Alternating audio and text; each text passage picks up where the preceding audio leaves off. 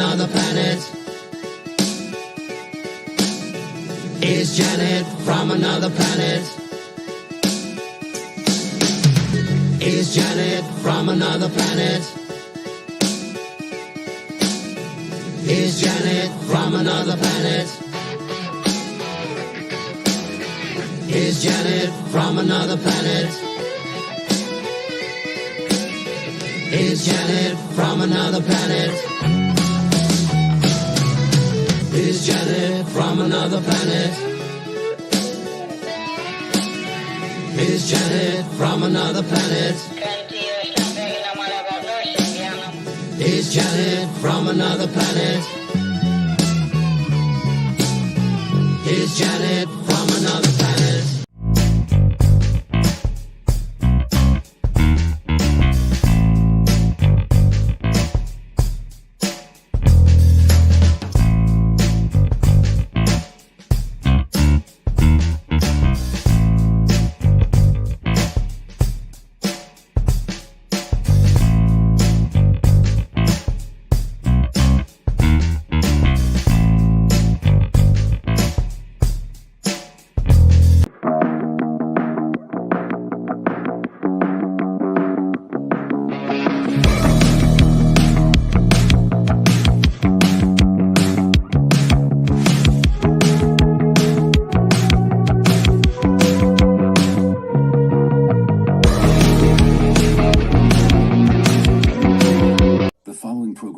TV-MA-LSV. It contains strong language, sexual situations, and violence. It is intended only for mature audiences. The following program is rated TV-MA-LSV. It contains strong language, sexual situations, and violence. It is intended only for mature audiences. The following program is rated TV-MA-LSV. I forgot it was on loop. I'm so sorry, everybody. Hello, everyone. Welcome to Team Shit Show 2.0. And tonight, my guest is Old School Yankee. And we are going to talk about the movie Wolverine and Deadpool. Or Deadpool and Wolverine. That's what it's supposed to be saying. It should be Wolverine Deadpool. It should be. But we're also going to talk about comic books and, other stuff that has to do with, Deadpool and Wolverine. But before we start, I would like to open up with a couple of funny little videos that I found that I thought was so cool. So I'm going to pull one up real quick because I thought they're funny. And, Deadpool does quirky, goofy shit. So I thought I'd start off with these. So let me open this. Let's see, I think it's that one. Right here. Yeah, here we go. Okay, you see this? This is a football game, and there's a guy and a woman here, and she's drinking a beer, and this guy is going to, I think he's about to propose to her. Mm-hmm. So I want you guys to watch. This is cute. But watch the guy here. This guy's sitting next to her.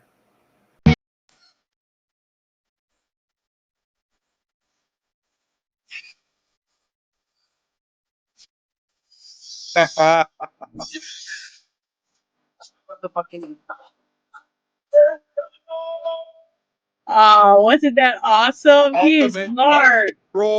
Ultimate troll. He is so smart. I mean, who would think about doing that?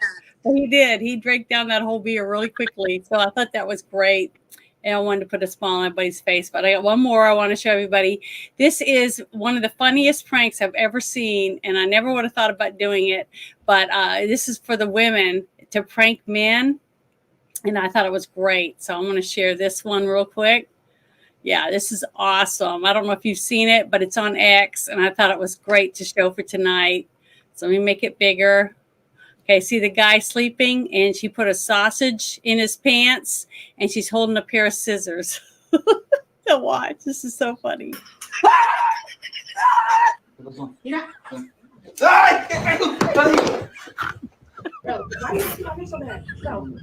Oh, no. This is not funny. This is not right.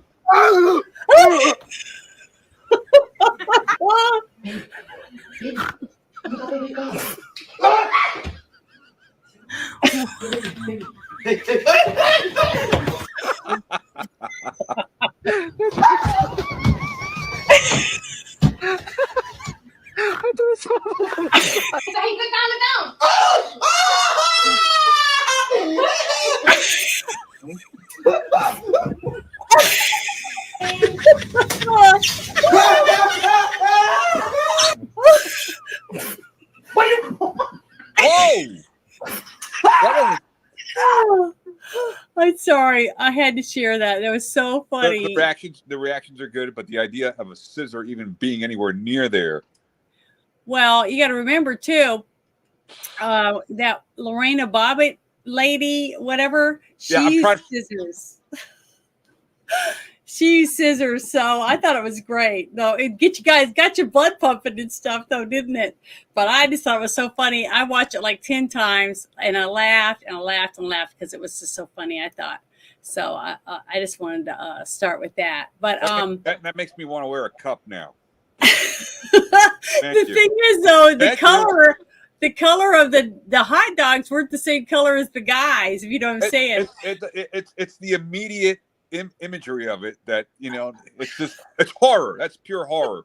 But it was funny. I just thought it was great. It just put a smile on my face. But yeah, most of the guys were like, "This fuck that shit." They didn't like it, but I thought it was funny. All the women laughed. You had a sick lady. I tell you.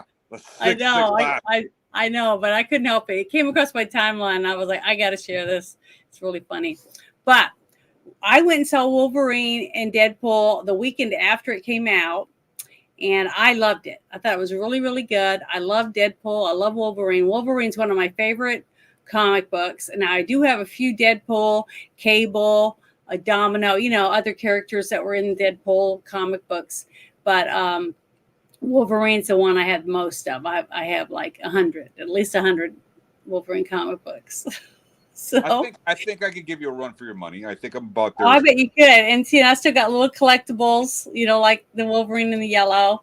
And then I have my other one of Wolverine, I've got my big one.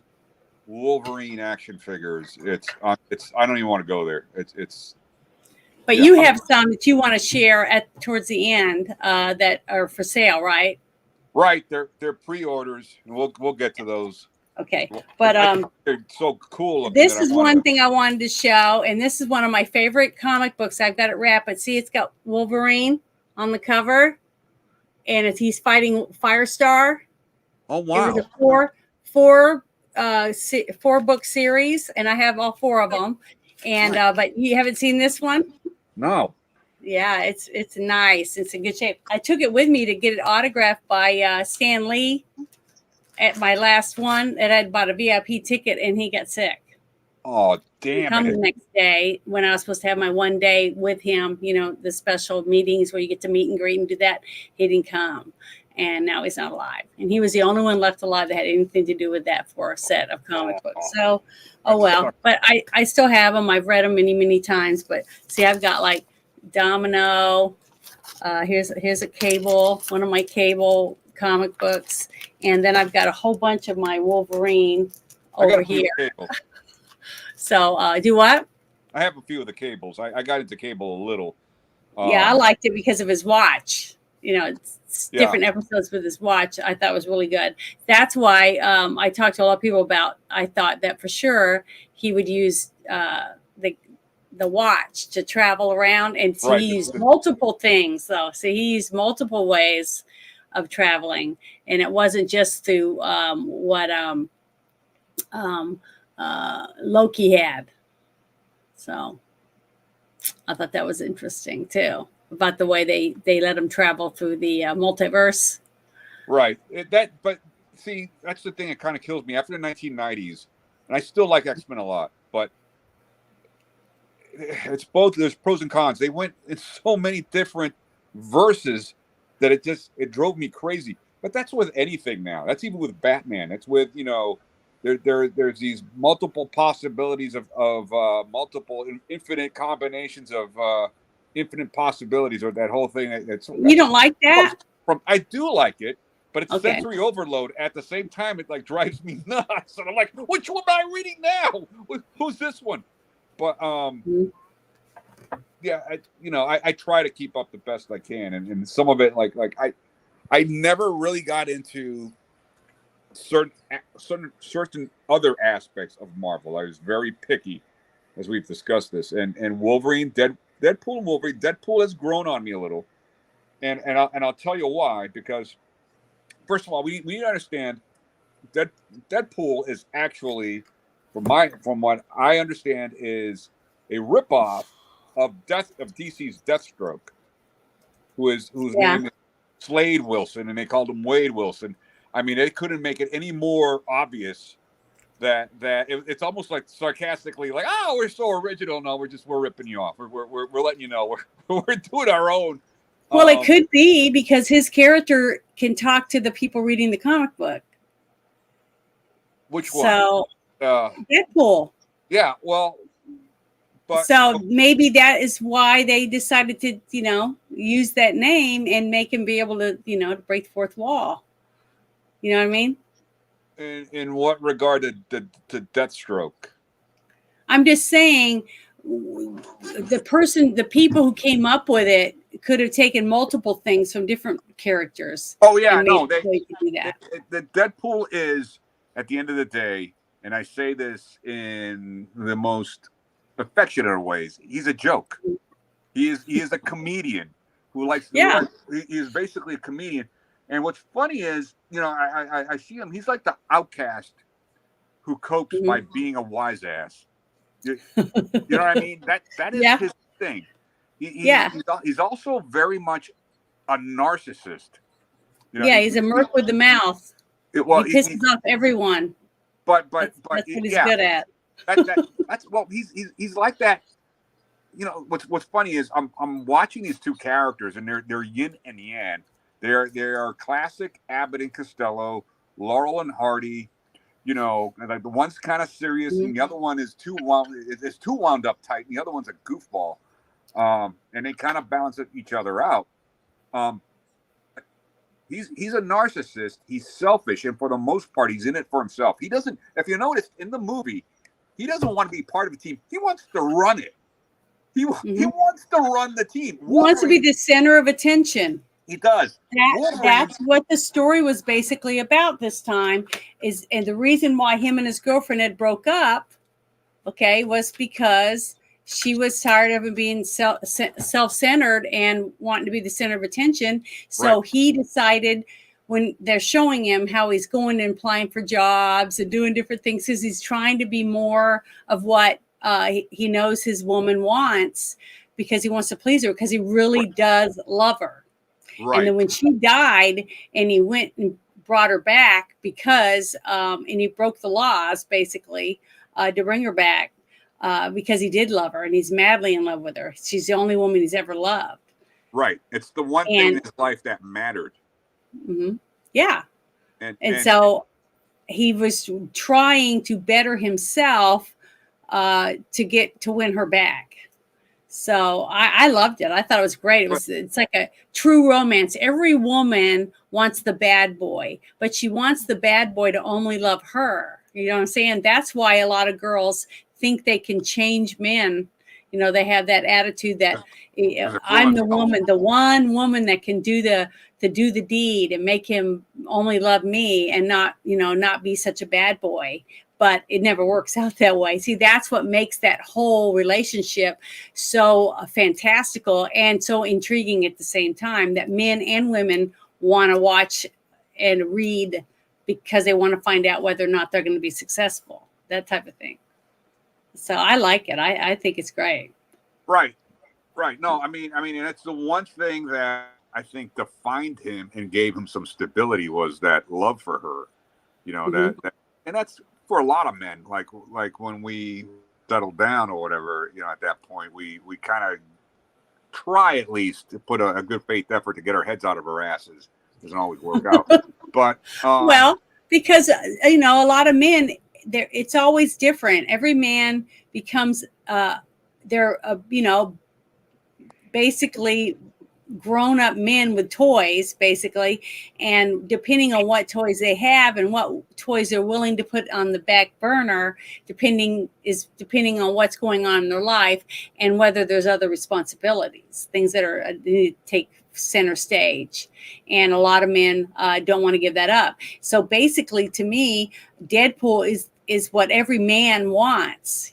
Every man wants to be the kid that can have anything, do anything without repercussion. Yes or no. Deadpool is a fucking frat boy at the end of the day. He's a frat boy. He is. So, like one of the things I put in my notes here is I was young, right? I mean, and I was Uh-oh. sarcastic. You know, I would like I would be like the I would get on my friend's nerves, but it was funny. It was witty. I was really now I'm more like Wolverine. Like you grow up and you get serious and you're just pissed off at the world. It's weird how I see those two like they're both the two sides of the same coin.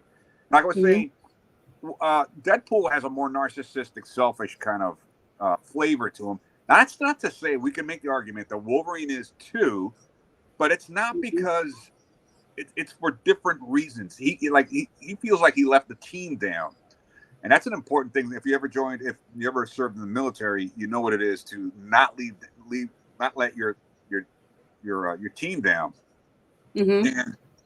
And there's that whole thing where he disappointed the X-Men, and it all went to shit in that one universe.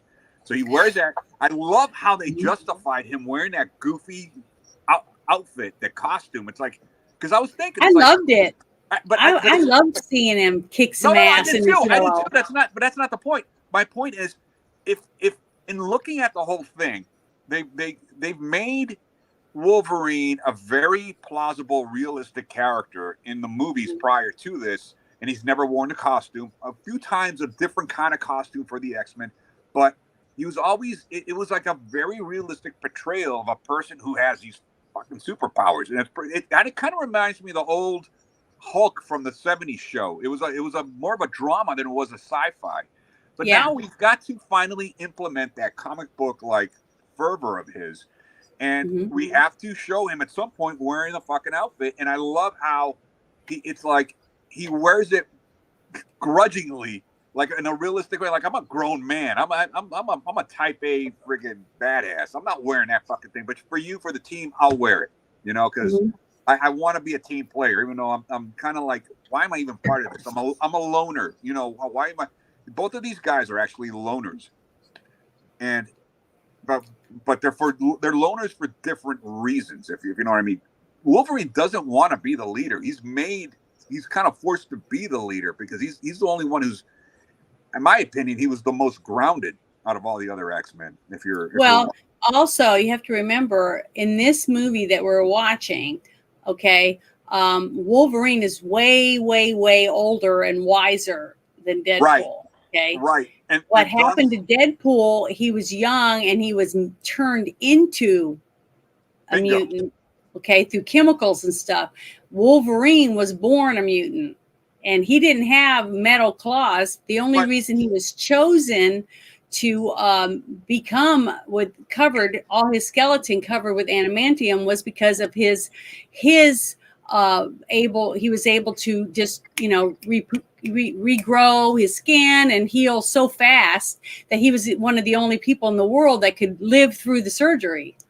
Remember? Right. But through all that old age and that wisdom of his has come through a great deal of being jaded and a great deal of bitterness because of being fucked with by everybody, to include the American government. Well, the other thing too in this movie, when he went and got him from another multiverse, basically, to bring him to Earth, because the Earth Wolverine had died, remember? And at the very beginning, the very first scene, you see Wolverine fighting. I mean, not Wolverine, but Deadpool fighting a bunch of soldiers, and we don't really know for sure where they're coming from, right? He's fighting after he dug up Wolverine's corpse. That's when he realized that Wolverine was dead, okay, and that he couldn't bring him back to life. He couldn't rejuvenate him because he was bones, okay? So when he dug him up and he's fighting with his corpse, he's fighting with his claws and stuff because his whole corpse is covered with metal, okay? So he's using all the bones and everything as a weapon and kicking the ass of all the people that are coming through that doorway, because that's what was so cool too, is the way they used the different entryways in and out was through doors or circles from, Doctor Strange's ring, and the cell phone, the different ways that these people were using to get in and out of the different multiverses to go here and there. And he didn't have the watch because he destroyed it on accident, remember? Right. So he didn't have that, so he couldn't use that. But the fact that he was able to be brought in because he was brought in to perform a task, and he realized he didn't want to perform that task because he didn't want to lose all his friends on our verse or our plane or whatever you want to call it. So he decided that he was going to try to find Wolverine and bring him back and use him to help him save the world. So they both won. That whole scene at the beginning, though, was so.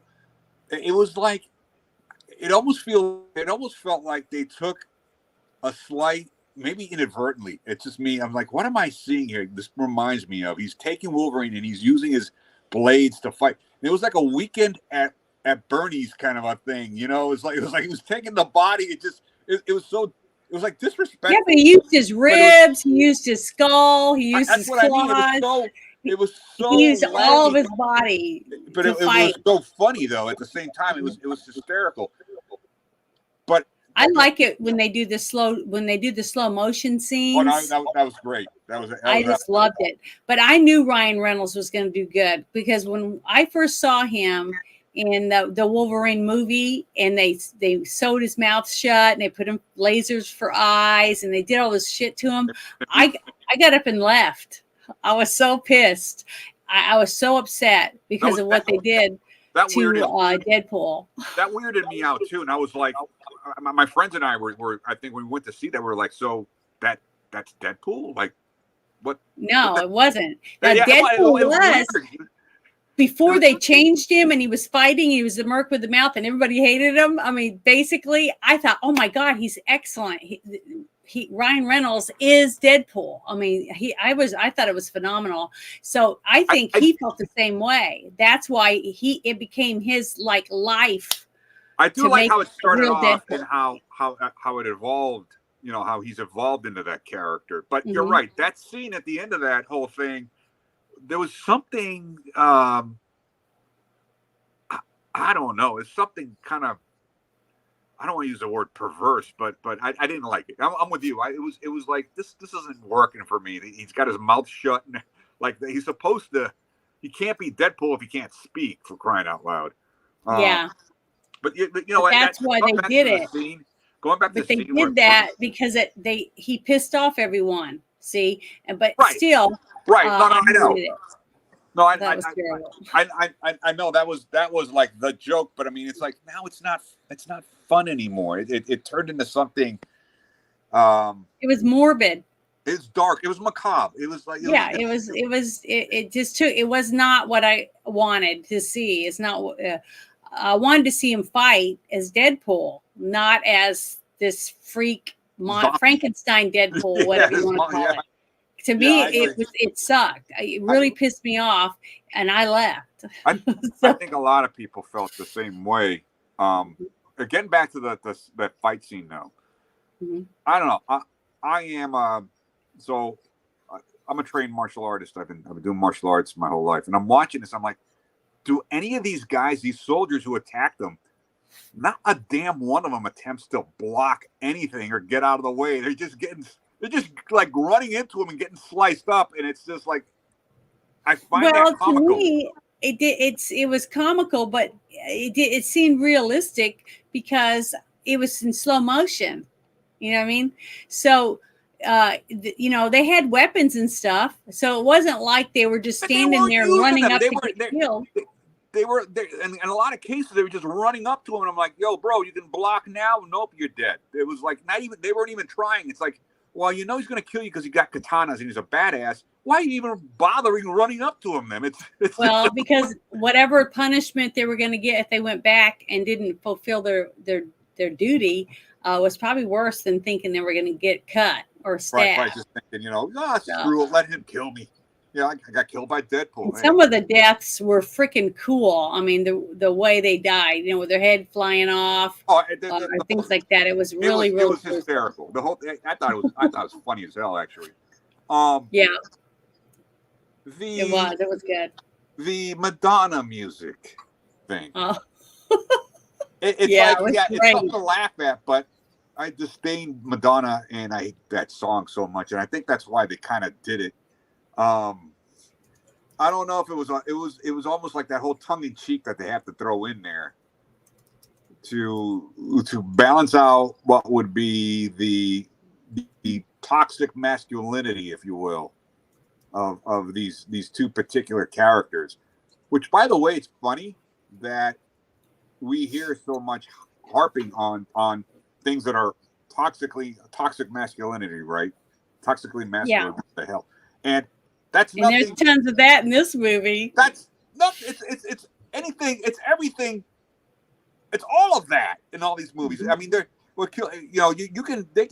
I don't want to get into the whole woke thing, but they can bitch all they want about that. It still sells. These movies are about toxically masculine. And what the hell? How's it toxic? I mean, you're either.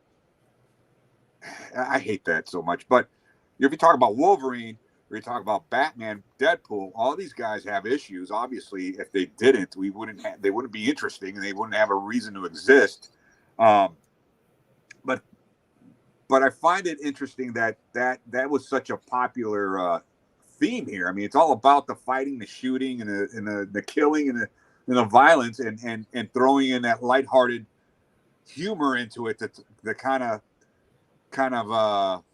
soften the blow for all the craziness that's going on in this movie. One of my favorite parts, everyone was laughing at certain other parts that I kind of laughed at, but a part that I laughed my ass off about and nobody laughed at was when the Human Torch, like when he shows up, and yeah, everyone's like, "Oh, it's Captain America," and I was like, I feel something weird here. Like I'm thinking to myself, I don't know. No, right at the beginning, you didn't see his costume that he was wearing? Well, I'm trying to think. I'm trying to recall how he looked. I know that. Did he have a 4 on it or anything like that? I now that you say that, I don't remember, but I knew who he was. I think he was wearing civilian attire. They didn't. The point is, they just showed his face at first. And everyone's thinking Captain America, and I thought that at first, and I went, "Wait a minute, there's something. They're going to do something here." I didn't think it was the Human. I wasn't sure. I just knew that it wasn't going to be. What's that? Johnny Storm. Johnny Storm. I didn't know that they were going to, do the Johnny Storm thing with Chris Evans. But I knew that they were going to do some kind of weird angle, and it was like, that's not Captain America. There's something, I could feel it, that they're going to do something weird, and sure enough, they did that shit. And when he went in.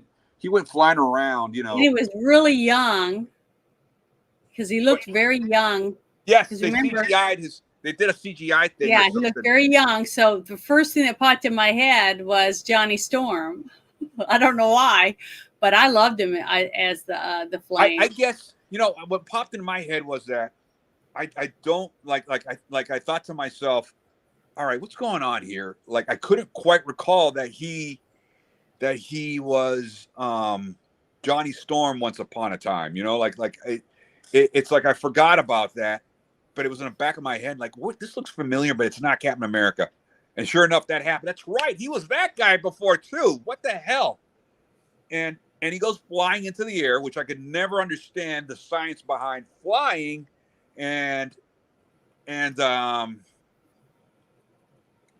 being on fire. I'm gonna make this bigger so you can see it.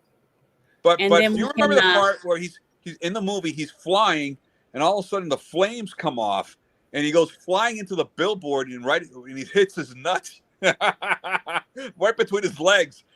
And yeah, I laughed my ass off, and nobody laughed. Yeah, I thought it was great. I just thought it was so cool how they put him in the void. That they had a void for all the people that that they were tired of or they didn't need anymore. Yes, the unneeded characters, and they just tossed them aside. I just thought that was so freaking genius. Yeah, I mean, to me, that was so smart. that is funny how they leverage that whole idea of tossing him into that kind of that. I guess it's kind of like is it? I'm not sure if it's like it's that same idea as in Ant-Man, in which you go into that infinity place that you can't come out of, but not the same. Well, yeah, that was a multiverse, but the thing is, I thought that was phenomenal. I mean, I just loved the part when they go to the void and you get to see Ant-Man as a giant. Okay. And he's laying on the ground. Right. He's nothing but bones with his costume on. Right. Right. And they all live inside of it. I just thought it was so freaking cool that they're inside of his skull, basically.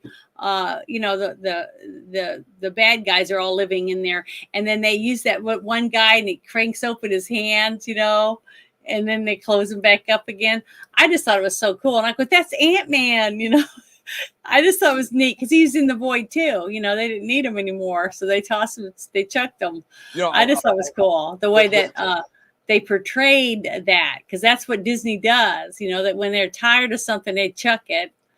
And then later on, if they want to revamp it, they'll bring it back in, but they'll give it a whole new look, a whole new character, a new person to be the person, that type of thing. I just thought it was neat. I just thought that was smart. That was a dig, and that's kind of like and they used a lot of Easter eggs that way, right? And that was obviously a huge one. But it's almost like that whole void thing kind of reminded me of. Not to get on a tangent here, but I don't know. I'm not trying to age myself, but there was the Beatles once had Yellow Submarine. I don't know if you remember that cartoon. No. And everything is just weird. Everything's just weird, and it's like everything here is just weird. But it's this whole. It's like they're in the Yellow Submarine thing's happening because they're having an LSD trip. Okay, that's obviously what's going on. But in this case, it's all of their rejected, all the stuff that got rejected by, you said, like Disney, really specific, maybe like a dig on Disney, but Marvel as well, and wanting to revamp and restart something, kind of rebooting. Yeah, because you remember in some of the other movies, Deadpool movies, he goes back and kills a Green Lantern. He kills him when he's doing that. So I like that. I love the fact that Ryan Reynolds actually listened to people when they were complaining about certain things that they thought sucked, and that he put it into the movies, like that one part where he's wearing that cutout of Hugh Jackman on his face I think it was in the second movie. He had it underneath his mask.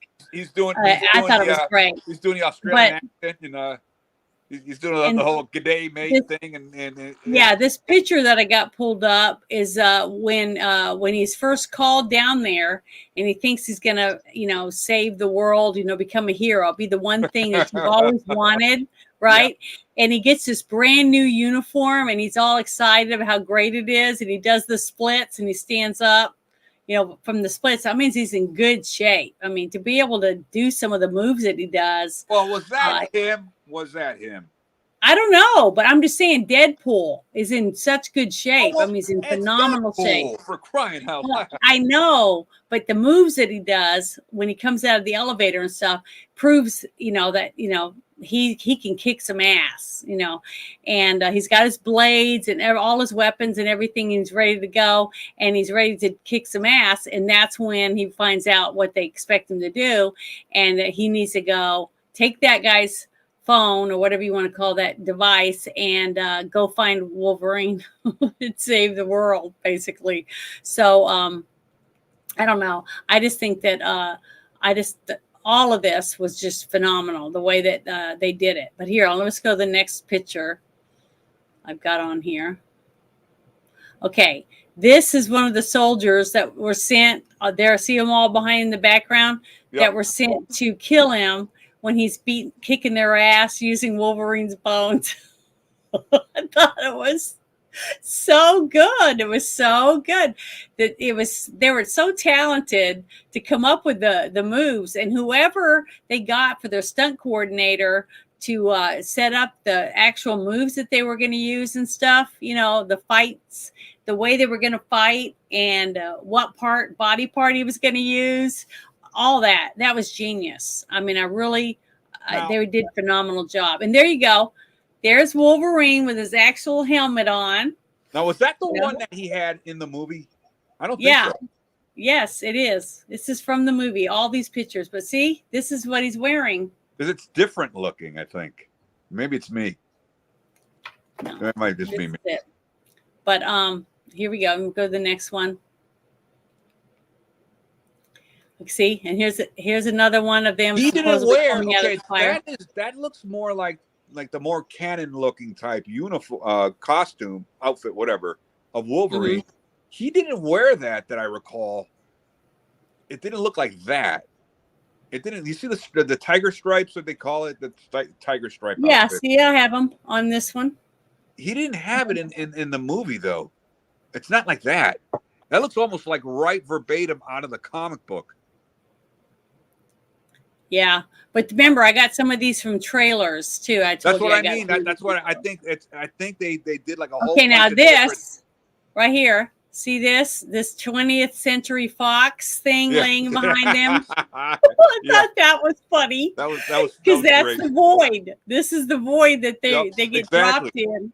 See, things that have been thrown away.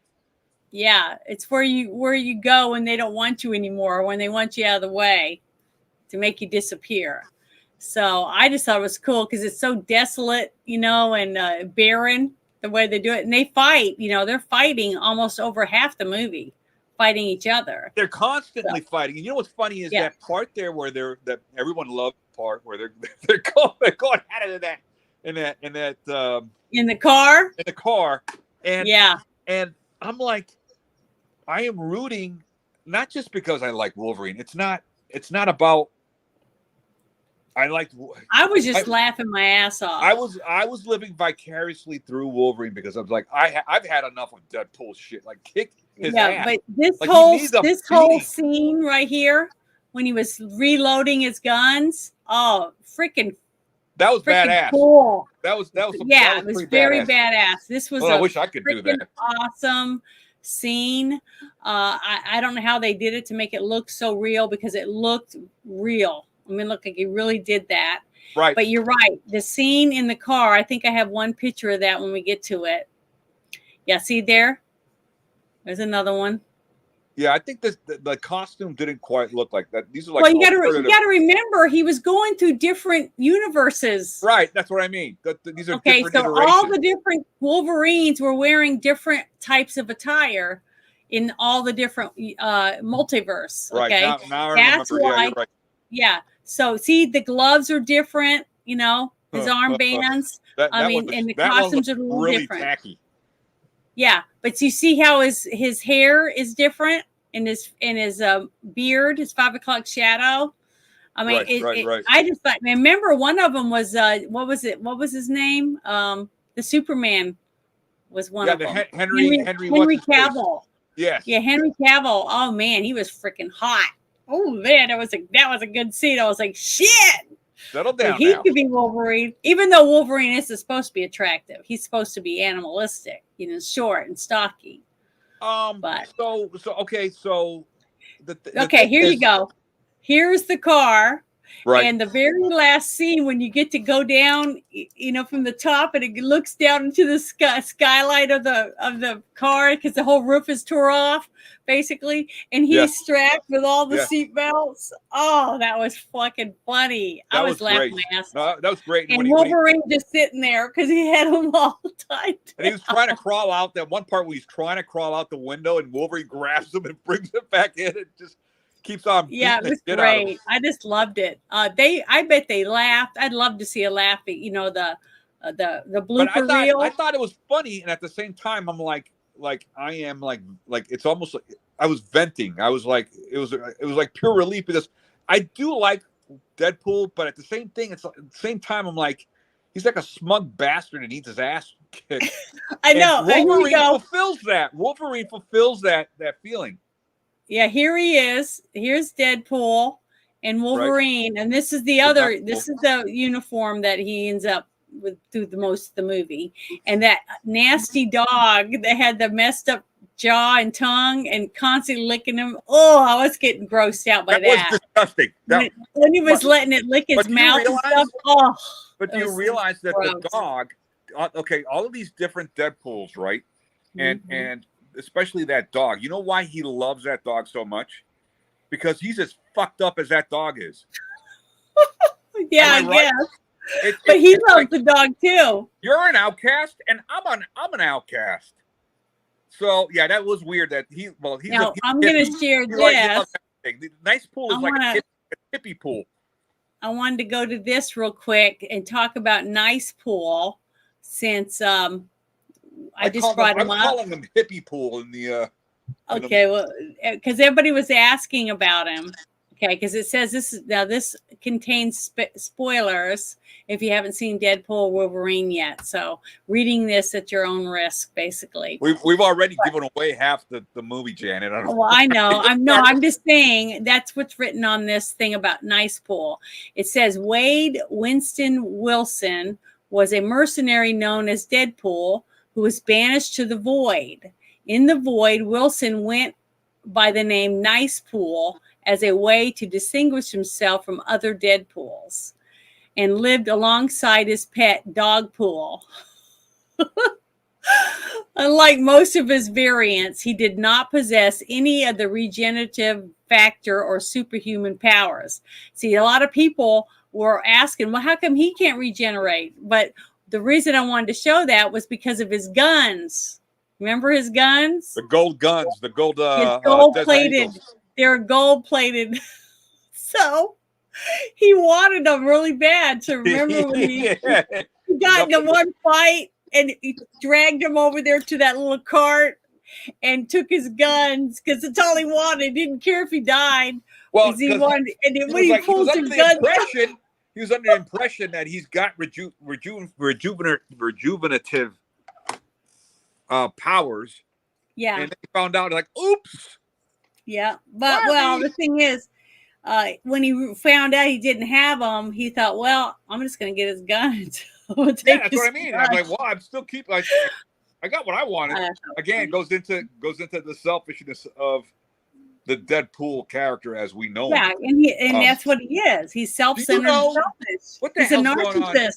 What is the baby pool thing about? Can you explain that one? Yeah, I'll have to pull that up. I'll have to pull that one up for you just a second. But the thing is that all of the different Deadpools are from different, multiverse. Somewhere in the multiverse is another one, depending on, just like all the Peters, like Lady Pool. Yes. Okay, but Peter is the same in all of them. He's just the same dorky, nice guy, that he is in every single one, and everyone loves him. Remember, all Deadpools love Peter. See? It didn't matter. It didn't matter what multiverse they're on. Every single multiverse, all the Deadpools loved Peter. So Peter could say and do anything, and Deadpool would never hurt him. That's what was so cool when they brought him out like that. I just loved it. So I never understood. So I think I remember seeing Peter in some of the comic books. I never understood that whole Peter thing. Is he like an alter ego of like another nice guy? Yeah, he's a friend. He's a friend of Deadpool's, and he helps him with things when he needs it. He tries to help him figure things out, and he's just someone that listens to him when he's feeling down. So I just thought it was great, and the fact that they had him at the very end with the one woman, and he's wearing that costume, and she's like, nice costume. What if we end up finding out like Deadpool this whole time was actually just a mental patient who's like been created? Well, he could be. It wouldn't matter because it wouldn't. It wouldn't. That's the beauty of it.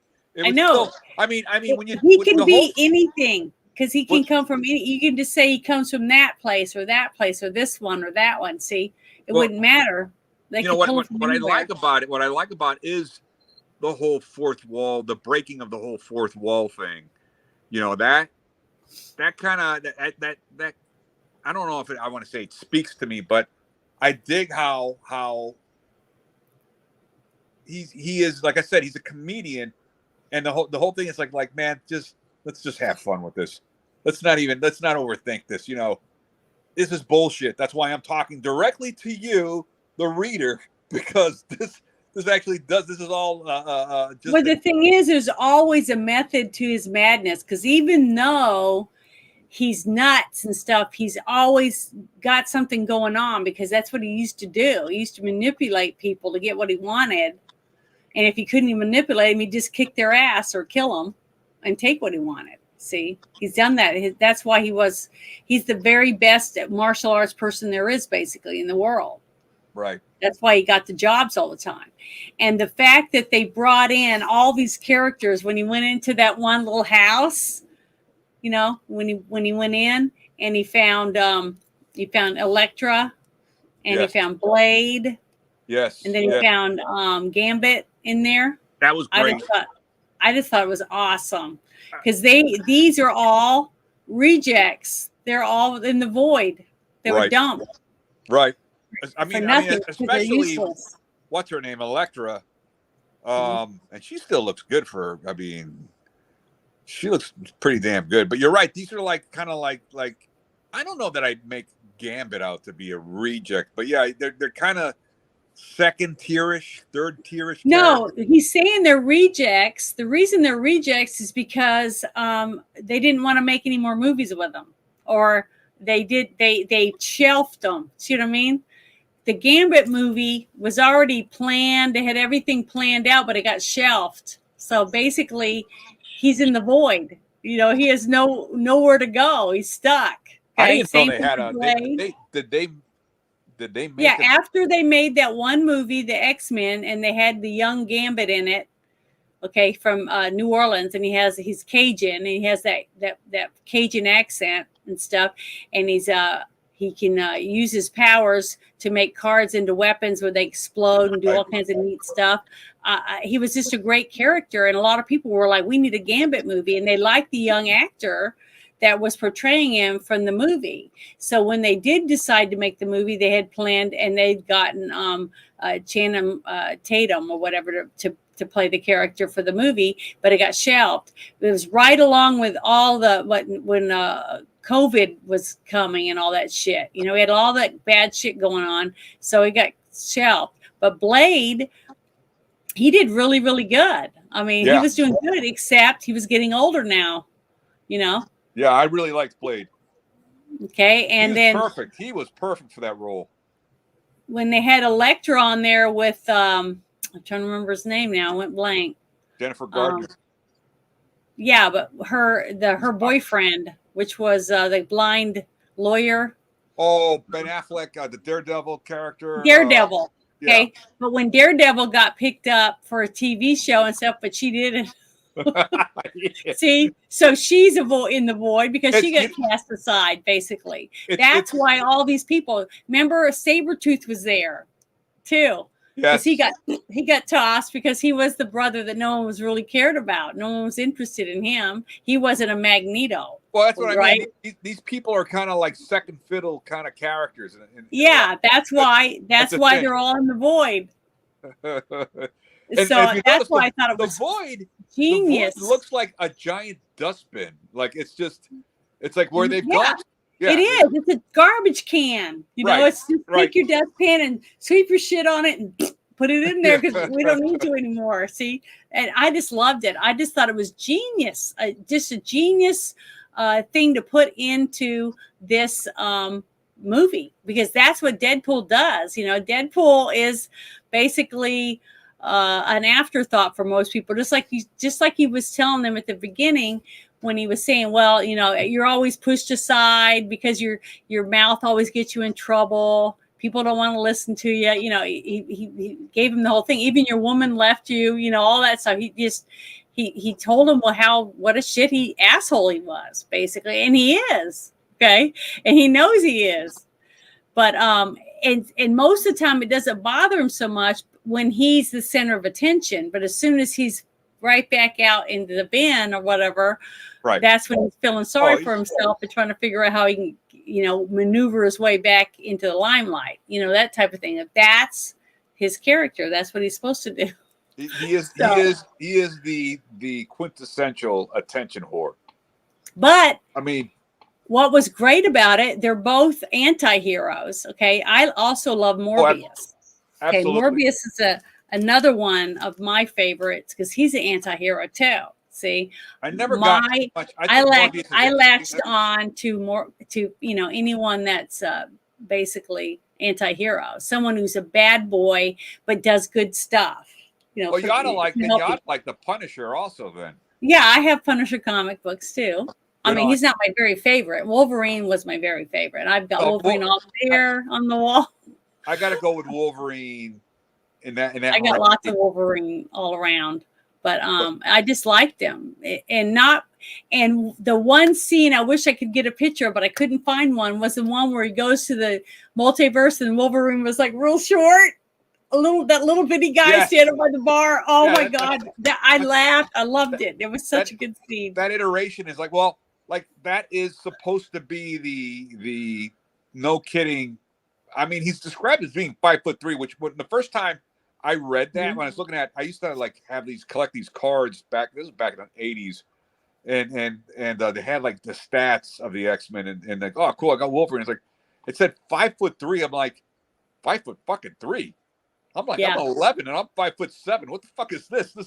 This doesn't make any sense. Yeah, but see, that's why I 5'3". remember when one of my sisters says they made a movie. They're making a Wolverine, and I was like, "What? For real?" She said, "Yeah," and I said, "I wonder who they're going to get to play Wolverine." And she said they got Hugh Jackman, and I'd already seen a movie called Swordfish. Oh Okay. yeah. And I was like, "What? was a good movie. Wolverine's too tall." I mean, he's too tall to be Wolverine. He's short and stocky. And I was like, So I wasn't going to even go see it. Because I was like, they're going to ruin my character and I'm not going to be able to read the comic books or anything. I'm going to be pissed off. So when I did go see him, I tried not to think about him being tall and handsome and everything, because he wasn't Wolverine. But the thing is, throughout the movie, he seemed like he really loved the character and he tried it comes down to him. Essence. It's a portrayal of that essence. So and he did. He did a phenomenal job. You got to think, Janet. The comic books, right? We see, for example, all of them: Spider-Man, the Punisher, whoever. It looks like they're wearing, for example, tights, right? Mm-hmm. But when you see an actual portrayal and using like the Punisher, it's like, no, he's not wearing tights. He's got cargo pants. He's got tactical gear. It's black. And he's got the white skull. But it's all relative to the comic book, the interpretation that comes out of a comic book. And that's the same with Wolverine. Even though I said 5'3" and he's hairy and all this shit, there's a relativity to the attractiveness of him to women. And Jean Grey certainly noticed, at least the non-clone. But no, there is you have to go off of that, and then of course it's Hollywood, so they have to put in a guy who can kind of represent that's not truly fucking unattractive, but that whole attraction, it's that bad boy thing you were talking about, right? It's kind of like an ugly handsome, and you have to have that portrayal just capture the essence, and he did it brilliantly. Now let me tell you something. For a guy who was like, I wonder if he's full of shit or if he's being honest. When Hugh Jackman said, I know nothing about this Wolverine guy. And I'm like, well, bro, you fucking nailed it. But then again, he's not that difficult. If you read some of the comic books with the cigar and everything and the attitude, okay, I think I know where to go with this. But he nailed it. And I really liked him. I think I don't see Wolverine being necessarily whether he's tall or short or handsome or not. I see the essence of Wolverine, and I think he captured it right. And again, it's relative. He is actually kind of portrayed as a good-looking guy in the comic books. Also, he's just rough around the edges. It wasn't really that he was good-looking. It was the fact that he was animalistic. He made the women think, damn, he's going to be, he's going to tear me up. I don't know. I can't explain any different than that. When you're reading the comic book, it was the bad boy thing, but it was the way he would, I don't know. He made the women feel like they were special, even though it was only for a short amount of time. That, you know, and he would come back around, you know, because he had a couple kids in the comic books, but he was even with Mystique, you know. Right. Mystique He messed even around. were together. So yeah, he got around. He was very very sexual, okay, and a lot of women. Oh yeah, well, a lot of women in the comic books liked the fact that he had that animal magnetism about him, you know, and that's what made him attractive. See, so many men in real life I've talked to, they're like, "Oh, I don't have big, you know, I'm not big, tall, muscular, you know, I'm not built like that. I got a dad bod." And I go, "Well, dad bods can be sexy. It doesn't have a lot to do with what your actual physique looks like. Okay, it's how you portray yourself, the confidence you have." Right. Just like for women, I mean, I've met some beautiful women, and when you talk to them, "Hi, how are ya?" You know, like that, and I'm like, "Oh, you just want to run," you know. That's cringe. So it just depends. Cringe. And some guys like that baby talk. I'm hungry. Let's go to the store and get something to eat. You know, some guys like that shit. I don't. I think it's very annoying. But you know, if she's got big enough boobs, maybe they'll put up with it. But, you know, if she dyes her hair blonde and she, you know, has a little tiny waist and great big buns, you know, or whatever, I don't know. You know, everybody wants something different. But I really do think that if you spend time with someone, you get to like their personality and, you know, like a lot of the same things and you enjoy each other's company. To me, that takes precedent over whether they get a perfect body. And then you start looking at them a little differently because they become more attractive, you know? There's something about them that's more attractive, not because of exactly what they look like. It's how you feel when you're with them. I don't know. Right. I can't explain any different than that, but that's what I feel about Wolverine. You're talking about basically that's that chemistry, right? Yeah, animal quality that comes out when needed. And Wolverine had that, and he brought that chemistry not only with, you know, romantic relationships, but also with.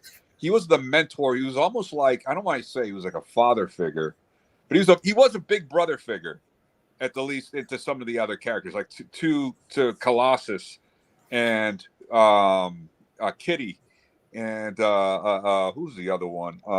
The Cajun girl, the Hawk Rogue.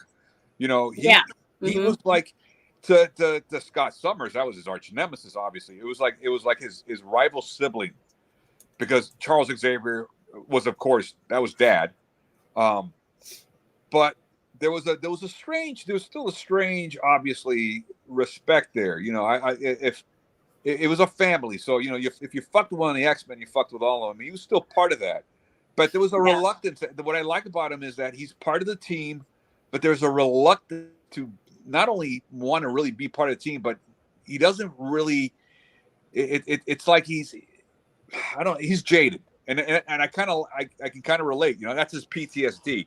He is jaded, and meanwhile, Deadpool is like a fucking child, you know. He's like, "Oh, I'm gonna be on a team. Can I lead it?" You know. Yeah, but he's not just like a child. He's just one of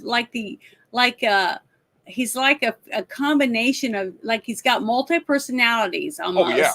And he's very irritating because he never shuts up. That's why he's called the Merc with the Mouth. He never shuts up, and he's always got a bad joke.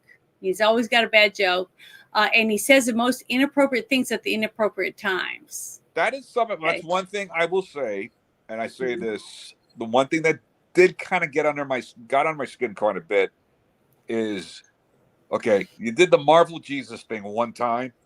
Stop. Mm-hmm. Stop with the Marvel You're not Jesus anything. And then the JCing that they did, and I say this because I'm a Christian. Like it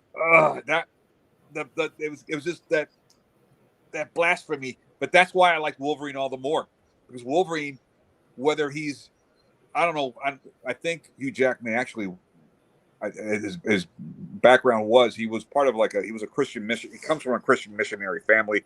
But regardless of that, he has enough reverence to like not say shit like that, you know. And then he's beating the shit out. And I'm kind of venting by him doing that. Like, yeah, take him out. He's a freaking heathen. Yeah. You know, see, now I heard the same thing, and I'm a Christian, but I didn't look at it the same way. I didn't get as appalled by it because I think Jesus has a sense of humor, and he knows it's a movie, and that he wasn't specifically doing it to be blasphemous. It's a character Disney. in a movie. It's Disney. Everything they It's want. not like me saying, if I say Jesus Christ, okay, and I'm saying it as a name, but then I say it in anger, and I don't think he was in anger at all, any of the things that he said. So to me, I don't look at it that way. And plus, I don't judge people. I try not to, because a person that says bad things, it's not a judgment, though. It's not between them and him. True, but that's one of the. I don't want to get into Sunday school here, but that's. I know.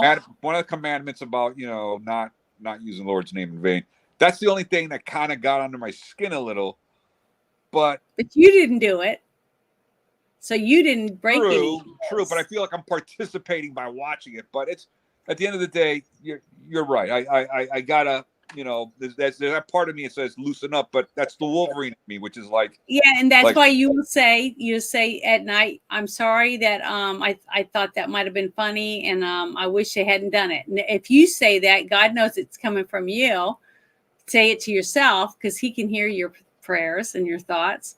So to me, that's all you'd have to do, because it wasn't you that made it. You didn't know it was going to be said in the movie until you went to it. Right. So, no. So there's, I'm just saying, a lot of people, I'm sure, did get upset about that. I look. I also, not dabble. That's not the word I want to use. I like things that I probably shouldn't like as a quote unquote Christian, like Deadpool and like Spawn. I like Spawn because that's about a fucking guy who turns into a demon. But I in a lot of things that we would say, whether they're truly. I wanted to show this to Bone. Hey, Bone, have you seen this comic? This Firestar? Because he's talking about the first Deadpool cover is up for auction. They're asking $7.5 million.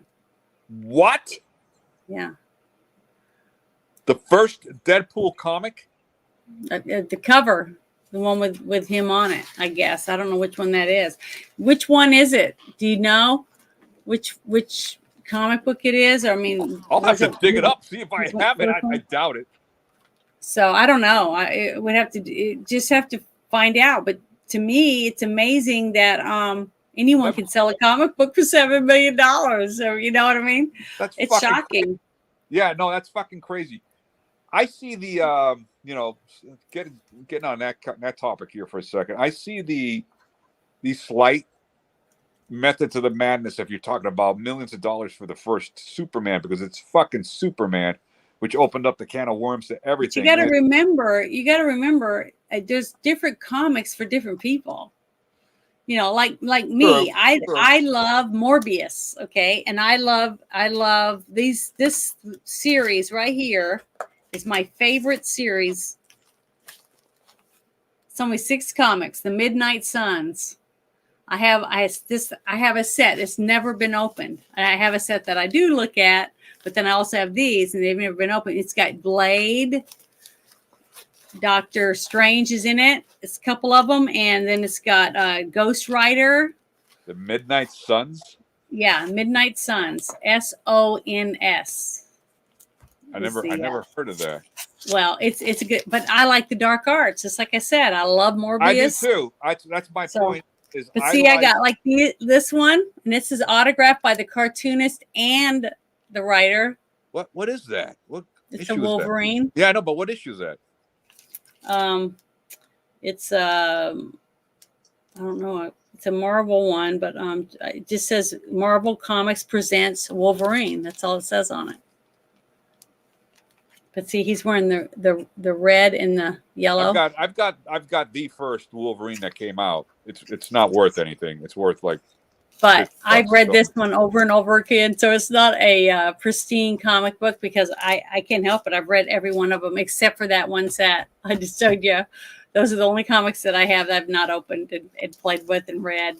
But yeah, this one's one of my very first comic books I ever got. But I took it with me to a couple of. Well, you know what I got? See, look at the back.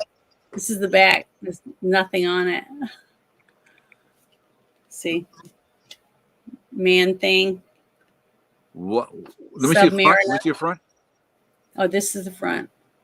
What year is that from? Do you know? It looks like it's in good condition. Yeah, it's in good shape. I'd have to look. I don't know where. I can't really tell. The lighting isn't very good in here. Let me go. I got a magnifying glass. Hold on. Let me see what it says. It's 19. That'd be like 80 something. 1988. 1988. Yeah, that's what I figured. He's wearing a brown suit still, right? Yeah, but it looks red on this one, red and yellow. A reddish, but it's brown, like this. See, it's this same uniform. Right, from the Fire Star, it's called. Yeah, Firestar. When did those come out? This I don't know. This is some of the oldest ones that I've got. The thing is, this is the one that I went and asked them specifically who was going to be there to autograph these, and they said Stan Lee was the only one left alive. So I bought VIP tickets so that I could see him, because it's four issue comic, and he was sick the next day. So I was like, sucks that happened to you. Oh, it sucks. But yeah, this is such a good comic book. Ugh. Well, I wanted to kind of segue here real. Now we kind of got into the movie, which was so good. But I got to tell you, you know the pizza. Have you seen the pizzas for the Deadpool Wolverine pizzas? So you haven't seen the stupid commercial for the. No, I don't watch television. I hardly ever watch television. Well, and when I do, I watch a movie and then I get off. I get off the TV. God bless you, because you're doing it right. But anyway, so I've seen the commercials. The first one is the I don't know if I could get this in there. The Deadpool Wolverine DiGiorno. Yeah, that's a good pizza. It's called the Maximum Pep. So I guess Maximum Pepperoni. Then the spicy Wolvie pie. I haven't seen those. Where can you get them at? What stores? Kroger? Walmart. They're in Walmart. On Walmart? I'm going to tell you what. They're pretty fucking good. For a frozen pizza, I'm telling you, crispy, pretty delicious. It says 17 minutes. Preheat to 425. You got to do it for like 20 plus minutes in order to get that crunchiness. But I was impressed. I'm not getting. There's a third one. There's a third one with pineapple and black olives. I'm not touching that shit. I don't eat pineapple on my. But that's very Deadpool. That's a Deadpool version because yeah, the Deadpool. He's got the pepperoni Deadpool one. Okay, I dig that. And Wolverine has pepperoni, chorizo, and bacon. So, and it was actually that sounds Wolverine legit.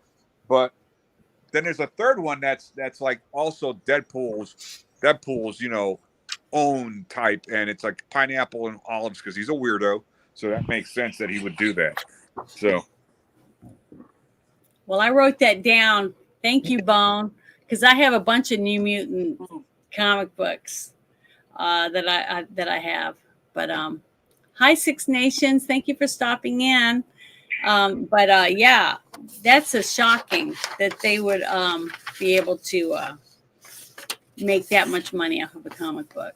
You know, who would think about that? Off of a character. And what's really funny is a lot of the people that I know that have sold these isn't the person that bought the comic book. It's usually like the wife of the guy that died, or a kid or a grandkid of a person that bought it, because a lot of the people are like, it's not worth that to me. The comic book's worth more to me than that money, It's usually you get it from like an estate sale or something. Somebody has like all these comic books and all these collectibles. And because I got all this shit around my house. I mean, to me, I love all my stuff. Okay, yeah, it's mine. But that's who our, am I that's going our, to leave these to? My daughters aren't interested, so that I know for a I'm fact the same way. that I'll I'm the probably same way. sell all of it. See, when I die. I have the same issue. I mean, nobody really wants the shit or likes the shit that I have. I don't. It's not that I don't care, but I don't care. I tell myself I think this is cool and I want it. You know, who am I going to leave my car to, or my vehicles to, or whatever I have? It is what the hell it is. You know, when that happens, that happens. But you got to live in the moment. If you are having fun and you enjoy collecting your comic books or whatever it is, so be it. Well, did you fall for this? Did you buy the Deadpool hands? Deadpool hands? Yeah. Like, oh my God, boy, it's gonna look huge with those hands. Remember that line? Did you see that? Yeah. You bought those things? I bought these because, and I play with them a lot when we're playing DD, DD and stuff. I'm like going, like, yeah, baby, I just think it's funny as shit. I just love Deadpool. No, see, I got lots of stuff like this. I mean, I've got, I'm a nerd. Yes, I am. I mean, look, I got this sitting here. I'm in the same outfit. Right next to my thing, it's my DD dice in my little case, so I can play. And then I've got my one of my fans made this and sent it to me. It's a dice tower. Oh, cool! So I can roll my dice in it, and he made it for me by hand. Is that for your D&D playing? Yeah. But I'm just lucky. I feel like I got some really good friends. I've made lots of good friends, and they don't care if I like stuff like this. they think it's okay. They're not too embarrassed. But you can dress me nicely, and I can fix my hair, but you can't take me nowhere. You know what I'm saying? Because I'll embarrass you, but I can help it. I just love this stuff. I love comics. I love collecting. Stuff. Same here. Same here. And people give me gifts like this in these pants that I'm wearing. I showed you my pants earlier. They look like comic books, comic book pants. Yeah, no, I'm the same way. I have I've shared some of the stuff I have with you. I have a vault full of what people would call junk, but so I have a whole bunch of, like, talk about the Hot Toys. I have a lot of the Hot Toys action figures, and a lot of the Mezco 112s. I collect a lot of those. I don't know if you've ever seen those. Those are really cool looking. And just if I see it and it's cool and it's like, okay, something like Wolverine related, I'm gonna buy it. I'm gonna freaking buy it. I mean, it's hard for me not to pull that trigger. It's gonna happen. Well, on the wall behind my screen here, I have a Hugh Jackman cutout. Not of Wolverine, but just Hugh Jackman. I remember you showed you had that on your video. You sent one. Yeah, I have a couple of different things like that. I got tons. I mean, every room in my house has something. An autographed picture hanging on the wall, or little collectibles, or something. I just got lots of. But it's not just Wolverine and stuff. I have Star Wars. I've got, Same. I just got tons of stuff. I got The Walking Dead. I got lots of lithographs and a bank, and I've got MREs. I've got a thing that you put over your shoulder put your shotgun shells in it. Yeah, MREs, from the military. I bought some of those. I had to eat those damn things. I have them sitting over with my survival book for when the end of the world comes with zombies, stuff like that. I just got dumb stuff like that. Stuff from Dexter, because I love that series. I've got tons of stuff. Whatever I like, and I see something and I want it, is because I like it, or because I like the movie, or because I read a book, or for whatever reason. Like this shirt, that I'm wearing. I buy tons and tons of t-shirts with Star Trek, with Wolverine, Deadpool, I've got one that says nerd on it. I got a hat that says nerd and it has a pig flying on the top. I don't know. I got a whole bunch of hats just all over my walls and stuff. So I've got lots of pictures of different stuff from my office and around my house on my channel that I have, videos that I've made of all the collective stuff that I have. So, I just can't help it. I just love collecting things. But there was another thing that I thought was pretty cool. I'm going to present it about the Wolverine movies ranked. Let me get that real quick and open it up. There we go. Let me go way up to the top again because we were looking at it and see what you think about it. Now, I love this scene. To me, the first movie was one of my favorites, so I wouldn't have it at the very bottom. This one's at the number 10 movie or whatever. But the thing is that when they introduced him and you got to meet him, you remember when Rogue met him and stuff, when he first got to meet Rogue, right. I thought he was, it's showing how he made a living fighting because basically nobody could beat him. You know what I mean? But he had to play it down. He was a cage fighter. Yeah, but he played it down so that he would get people to bet. Because if everybody knew how good he could fight, he wouldn't make any money because no one would bet. Right. So I just thought, it was a great movie. I really liked it. But this one here, see, this one, X-Men's Origins, Wolverine, I thought it was really good. But I really did like the way that you got to find out how he got the adamantium on his bones and stuff like that through the story. They did a good job. And I wish they could do that more with some of our more favorite, like with Superman. That's one reason why we love him so much, is that we got to find out that he crash landed on Earth as a baby and he was raised by parents that loved him and loved him as their own son. And he got to be held and loved, by parents that loved him. And that formed who he was and why he ended up being so good. Because if you like the comic book, The Boys, have you ever read the comic, The Boys comic? No. Because they basically, the boys hate superheroes because The Boys. Yeah. Yeah. The TV show, yes. But there's comic books. There's the comic books too. The boys hate superheroes because most of the superheroes are dickheads. So they're assholes. Yeah, because they have powers and they can use them to get what they want. See what I mean? But it's interesting what you brought up about Superman. He was nurtured, right? Yeah, that's what I said. He was loved and hugged and cuddled and treated with love and respect. So these are those qualities that created him to become a hero because he wanted to protect all the more of those. And this is from a more wholesome because era. He loved his mom. You know what I mean? Basically, even though it wasn't his mom, he called her Aunt May or whatever her name was. That's Spider-Man.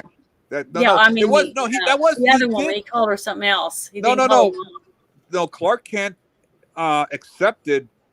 I don't think they told him that he was from another planet until later on in the original canon, but he accepted them as his mother and father. Mm-hmm. I mean, they obviously adopted him, but later on when he has the fortress, and he talks to his parents, using the different crystals and stuff like that.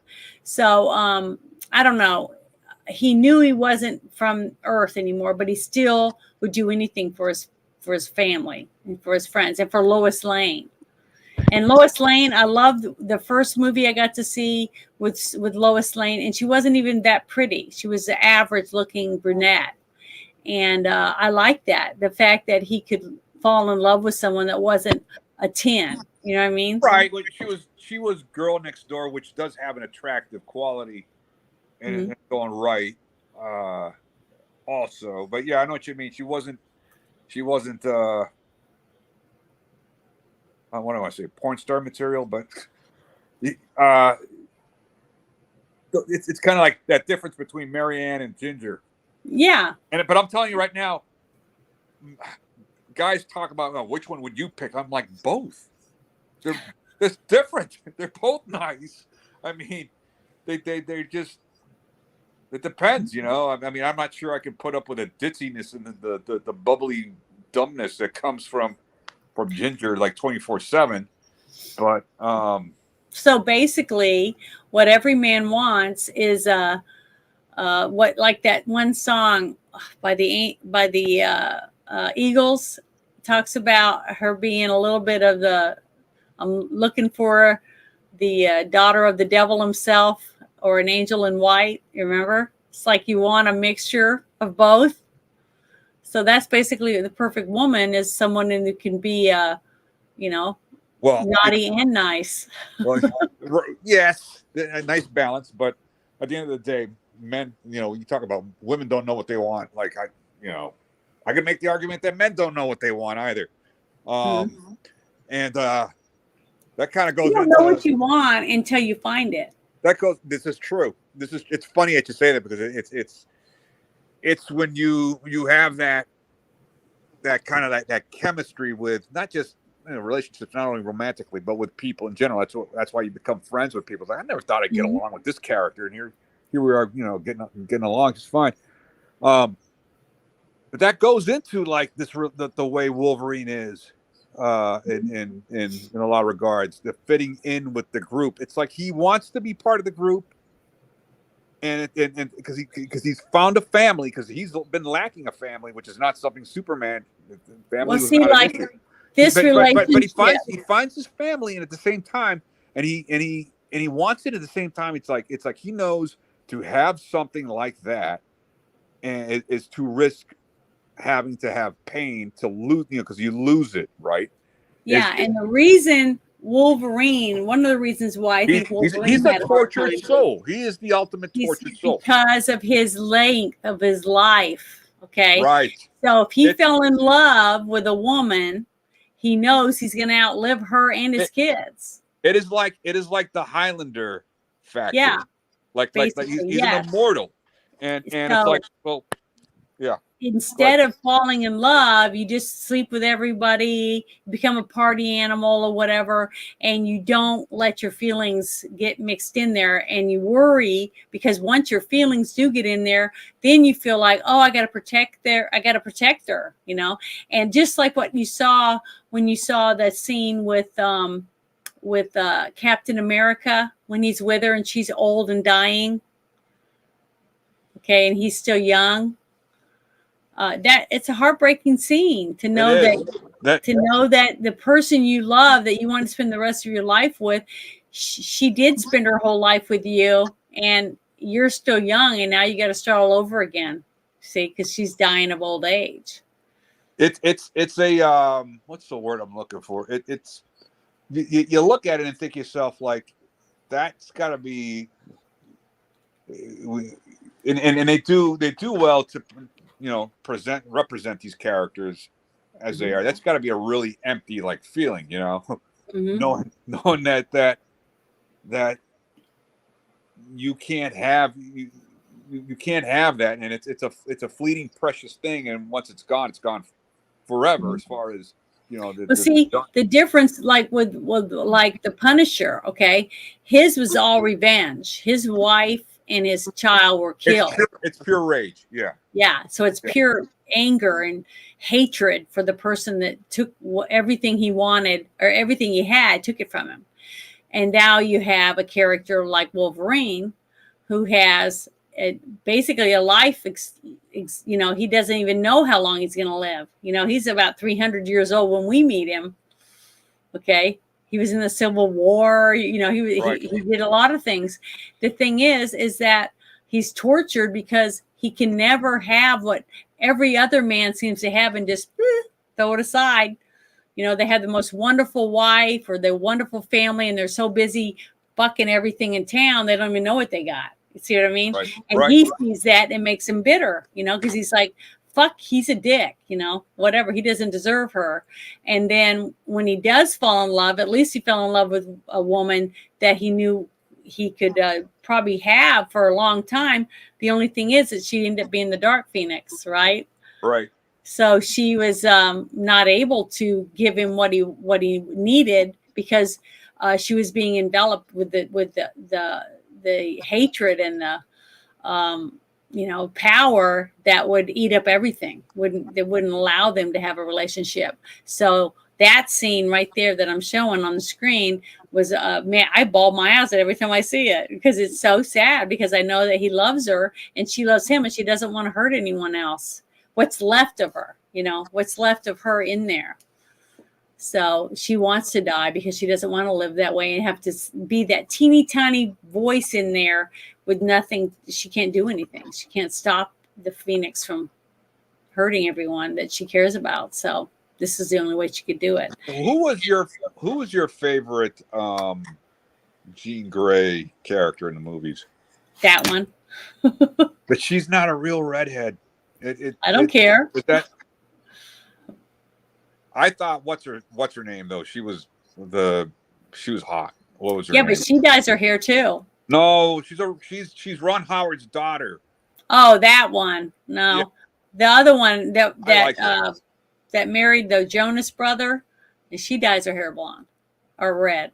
Oh, that's from Game of Thrones. Yeah, whatever her name is, I can't remember her name, but she married a Jonas brother, and she had a baby with him. Yeah, she's a dye job, which that's fine, but she kind of pulls. She looks like she could naturally be a redhead, because blonde's a lot of pale. Red hair is, and yes, she's pale and she's pretty. See, I have a lot of red highlights. I'm a medium brown or a little darker brown, but not dark brown hair. But I have a lot of red highlights because some of my relatives come from they're from England and over there somewhere. So someplace over there.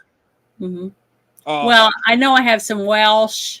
I've got a little bit of Italian, and then it's I don't remember what the rest of it was, but so I had my DNA done. So that character. Who did you like the best? You liked. I told you, Ron Howard's daughter. Oh, you liked her because she is a redhead. Yes, and she was a knockout, but.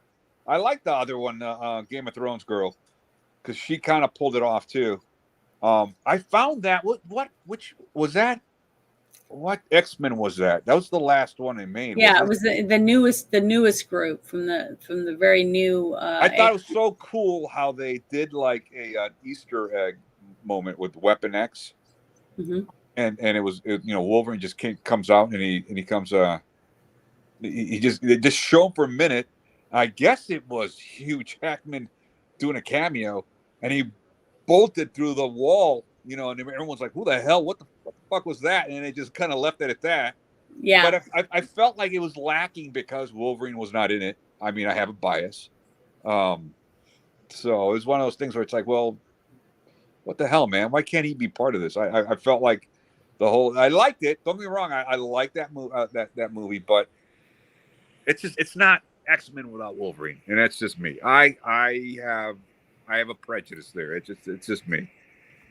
Well, see, I love Wolverine, I love Morbius, and I love Deadpool, but I can still love them and accept another person's version of it if they don't go way too far off. Even though every little thing isn't exact, I can deal with that. Like if his haircut isn't exactly the same.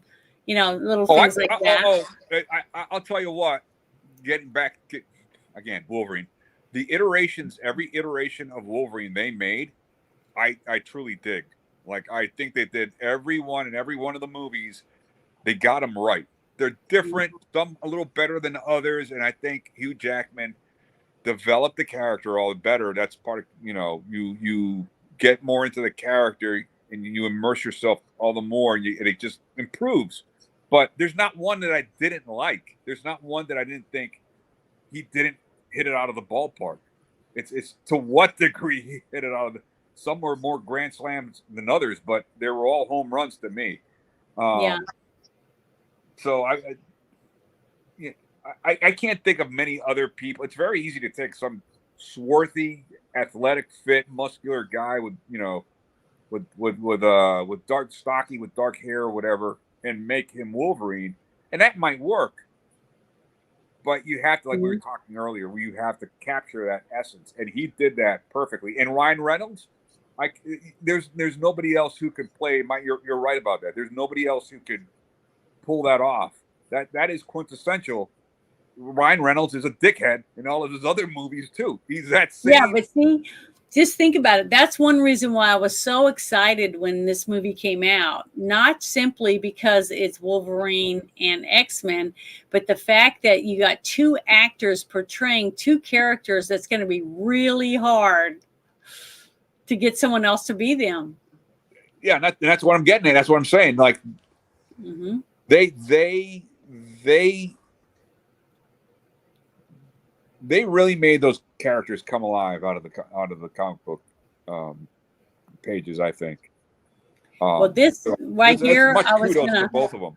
Yeah, I was going to talk about this thing, what this person wrote. It said, the best standalone X movie by a mile, thanks largely to its Wolverine-centered plot.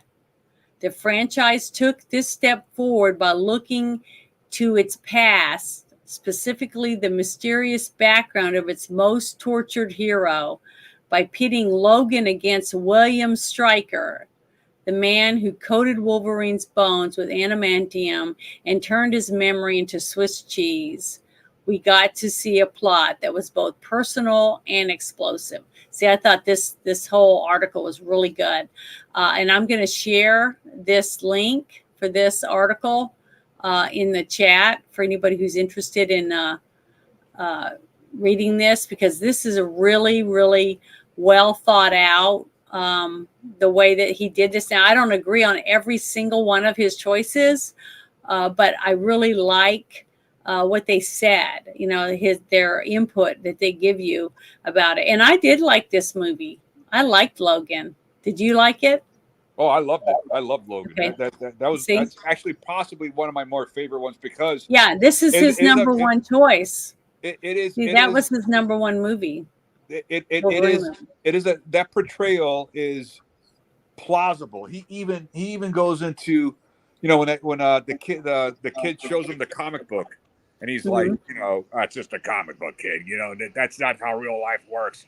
And it's like, that's exactly how, if you're going to translate that character into real life, it's not gonna be like, I'm Wolverine and I'm going to solve everything. I got knives for my hands. No, he's like, I'm a freak of nature. What the fuck am I doing here? This isn't cool, and I'm not happy with it. But I gotta go on with my bad self, And now, look, this kid's reading a comic book. That's cute. That's cute. They made a fucking comic book about me. I'm gonna be a bigger freakazoid, and look at the costume. I gotta wear that shit now. Okay, I guess I'm part of the team. Whatever, It's beautiful. And that Logan was my favorite, because it's a kind of, see, in real life, it's tragic. It's so tragic. In real life, when they did the movie Tombstone, remember one of my favorites. When he goes to visit his best friend, and he's in the sanitarium, right? And he's in bed and he's dying. Yeah. Doc Holliday's dying. Wyatt Earp that's Kurt Russell playing Wyatt Earp, and he comes in to see him, and he hands him that book. That comic book, basically. It was a little book about them. My friend. Remember? The book he gives him in his hands, and he's holding it. Yeah. And the thing is, people wrote books about people that inspired them in some way. And to me, that was a plausible thing that could happen to somebody, even though I don't, I know there's no such thing as mutants that we know of yet. I mean, we don't know what the future where we can go in the future. But the thing is, the fact that his character sees a kid reading a book about him, basically, it's not, even though we call it comic books, but it's just a small little book with pictures by somebody to tell you a story about somebody they look up to, a hero or a villain or whatever.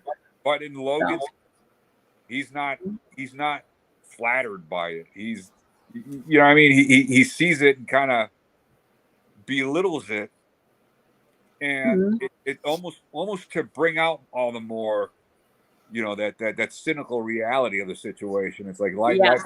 life isn't just a comic book. I'm like he's gotta, it's some, to some degree, I'm sure he's told himself, yeah, this is great that I have these superpowers to some degree. There's something, but you know, I'm bitching about having, like, you know, these knives that come, I can kick ass and all this, but it's not all that it's cracked up to be. You know, it's one of those things, and it's like now it's put into this really trivial sort of way. It's interpreted into a comic book. It's for kids, and it's like we, because we do that as adults to children. We're like, hey, that's not how, you know. I know you think this is neat, but, and then you go, well, why am I bursting this kid's bubble? You know, Yeah, but another thing too, though, huh? is the fact, another thing that I loved about Deadpool and Wolverine is the two people, okay, two men that hate themselves, basically. Yes, okay, they hate absolutely. themselves for what they are. Okay, Right. for one was born that way and the other one was forced to become that way. Okay. Now he was an asshole and a narcissist, basically because he was attractive and he could kick ass. Okay, and he would make tons and tons of money, so he could have pretty much anything he ever wanted simply because he was talented and could kick ass. Now the other one was born that way and he was separated from his family and his brother, basically because of his mutation. Right. Okay. And it wasn't just the fact that you know, his longevity and the fact he could heal almost instantly, and as he got older it got slower and slower, that is, you know, his healing, but he still healed, okay, completely up. And just like Deadpool, he healed. If he lost his arm, whole new hand and arm would grow, you know, on its own. Right. And if he was just a head, a whole body would grow, you know. So it was pretty gruesome. Got Wolverine's regenerative, you know. That's why they could fight like they were. They could fight and fight and fight and fight and cut each other up and chop pieces off and bleed out and whatever, and they would still come, you know, start growing right back again. And I love the little the woman, his roommate, the one that was always asking for cocaine and stuff. Oh, the blind lady, yeah. Yeah, the blind woman. It was hilarious. And the fact that they were having like a little birthday party for him, I thought that was sweet, because it showed, even though he was a dickhead and an asshole, that he had friends and he had people that liked him and felt sorry for him at the beginning, but over time grew to really like him and care about him. Okay. And he knew that, and he was trying to fix that for himself, even though, you know, like when he had that fake hair on his head, he stapled it on, you know, throughout the movie, when he took his hat off, he had staples still stuck in there with pieces of wig on it. Oh, it's disgusting. But it was so funny. It was like, yeah, that is so Deadpool. It's yeah. But you know, I just liked it because Ryan Reynolds is so good at portraying what I always believed Deadpool was like. So when I saw him in the movie, the very first time in the Wolverine movie, and he was the merc with the mouth, you know, and he was really good at it. I mean, he took those guys' guns away with his swords. He just had so much talent when it came to fighting. He could kick anybody's ass. I mean, he could take out anyone. He was a perfect assassin. You know, he was just good at it. And he was good looking. You know, he had all the things that they wanted to take away from him when they took him to make him into a well, it's like I said, you know, before, like Wolverine took things for whatever reason too seriously, and Deadpool's character took nothing serious. Took nothing seriously, except for he was a kid, getting that cash, getting paid, getting the job done. Right. That's all he cared about. I think it's because he was an adrenaline junkie, and that's one reason why he was targeted, because people couldn't stand his ass. So the one person they wanted to torture by putting him in that chamber. He got in his own way. And yeah. But no, getting back to like Ryan Reynolds, like that, if you've seen other Ryan Reynolds movies, you know that he always played these irreverent jerks, and it's like, this is perfect. That's that's why he was perfect for he that was role. born to play that role, right? Yeah, so when I saw him, like I said, in the movie where he was going to become Deadpool, and he had Deadpool in it, the Mark of the Mouth, I just thought it was phenomenal. And then when he reappears in the tower, the old nuclear power plant tower, and we're like, what the fuck is that? I was pissed. I was literally pissed off. That whole thing was just bullshit. Bizarre. It was bizarre. You could tell that whoever did it wanted to humiliate him, wanted to make him the worst comic book portrayal character they could. And that became a mission for Ryan Reynolds to actually make a Deadpool movie and make him Deadpool. Well, whatever that was. Was the person who did it a hater or just lazy? I think it just felt I think it was a person that just didn't like it. Didn't like that character and wanted to make him as bad of a character as he possibly could. Tried to kill him early, kind of. Well, no, just made because the whole thing. Just like you said, they made a Frankenstein out of a character instead of what in Deadpool he's all scarred up and stuff, but we expected something like that to happen to him. He couldn't. He was like Frankenpool. But the one in the other movie where he had no mouth and his eyes were lasers and all that that's shit. What I'm talking about. And he was Frankenstein. He wasn't Deadpool. What pissed me off about that whole thing was, like, okay, because it took a while before the Deadpool movies started coming out after that. Yeah, because it took him that long. I thought they weren't going to happen. Because it took him that long to get backers and help him to write the script and do all that stuff and get the rights to do it. Right, because I'm like, okay, that was supposed to be Deadpool, and I'm sure that's another reason why such a weird direction. Wolverine was wearing the yellow because they wouldn't give him the rights to wear the black uniform. See what I'm saying? Interesting. I didn't know that. I'm pretty sure that's why he did it. But it worked. But what killed me was because the direction that this can still be used. See, right now, right. But they bought the rights to use this one. Who's they? Disney? Yeah. Well, they own it now. No, Ryan Reynolds, because Ryan Reynolds was the one who did the very first movie before it was Disney. See? Right. Okay. So I'm trying to look at it that way about how he got around things. Just like the characters that he said, where's all the X-Men? Remember? Because he could only get Colossal that wasn't the Colossal from the movie. And he could get the other two characters weren't from original X-Men. He wasn't allowed to use them. The only time you saw him was a little cameo where they were standing and they shut the door real quietly with Beast and them in the room. Remember? No, I don't remember that part. But that was okay. Deadpool. In Wolverine? Deadpool, in the first Deadpool. Oh, the first Deadpool. Yeah, when he says, "Where's all the X-Men?" He's rolling around in Xavier's chair, and he's bitching and moaning, and Colossal is telling them, he's telling them, to grow up and blah blah blah, and then you see the door shut real slow, and you see Beast and the rest of the X-Men hiding in there, not wanting to be seen by him because they don't like him because he's a dick, just like Deadpool. Deadpool and him are dicks. He was a but he's an outcast of his own making. Yeah. Like he did it to himself. But getting back real quick, he alienated people. Getting back to the Frankenstein pool, the Frankenpool character. Mm-hmm.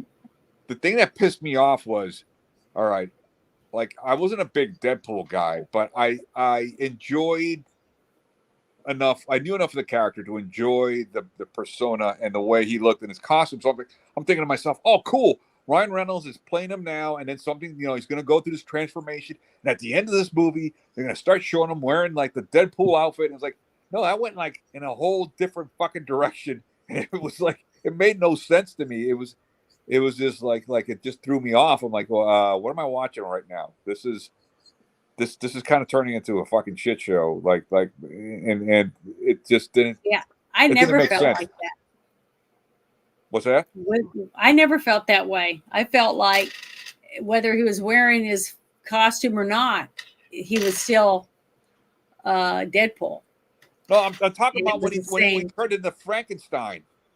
Oh yeah, That's what I'm talking that about. part. I thought you were talking I, about one of the other Deadpools no. movies. I That was thought Wolverine. that movie, that particular, what was it, Wolverine movie? What was Yeah, that? it was a Wolverine. I think it was the Wolverine Origins, wasn't it?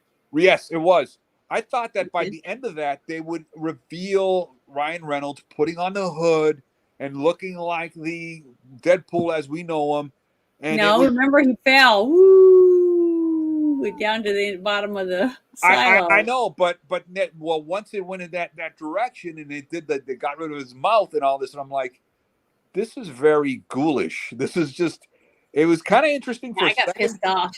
It was interesting for a second. I was like, oh, okay, and then it was like, where the fuck are we going with this? This is just, it was just, I don't know, it was strange. I thought, I agree. I didn't like it at all. I thought it was terrible. I didn't dig it. No, it had a It was like not Deadpool. I don't know what they were doing, and that's what pisses me off the most about people that are companies or anyone that makes any movie that has anything to do with comic books. They should read the comic book first. You see what I mean? I think at least have an idea of what it is you're trying to, the story you're trying to tell. Know who your characters are supposed to be. I think that's it. Now, how can that be so hard? I don't understand that.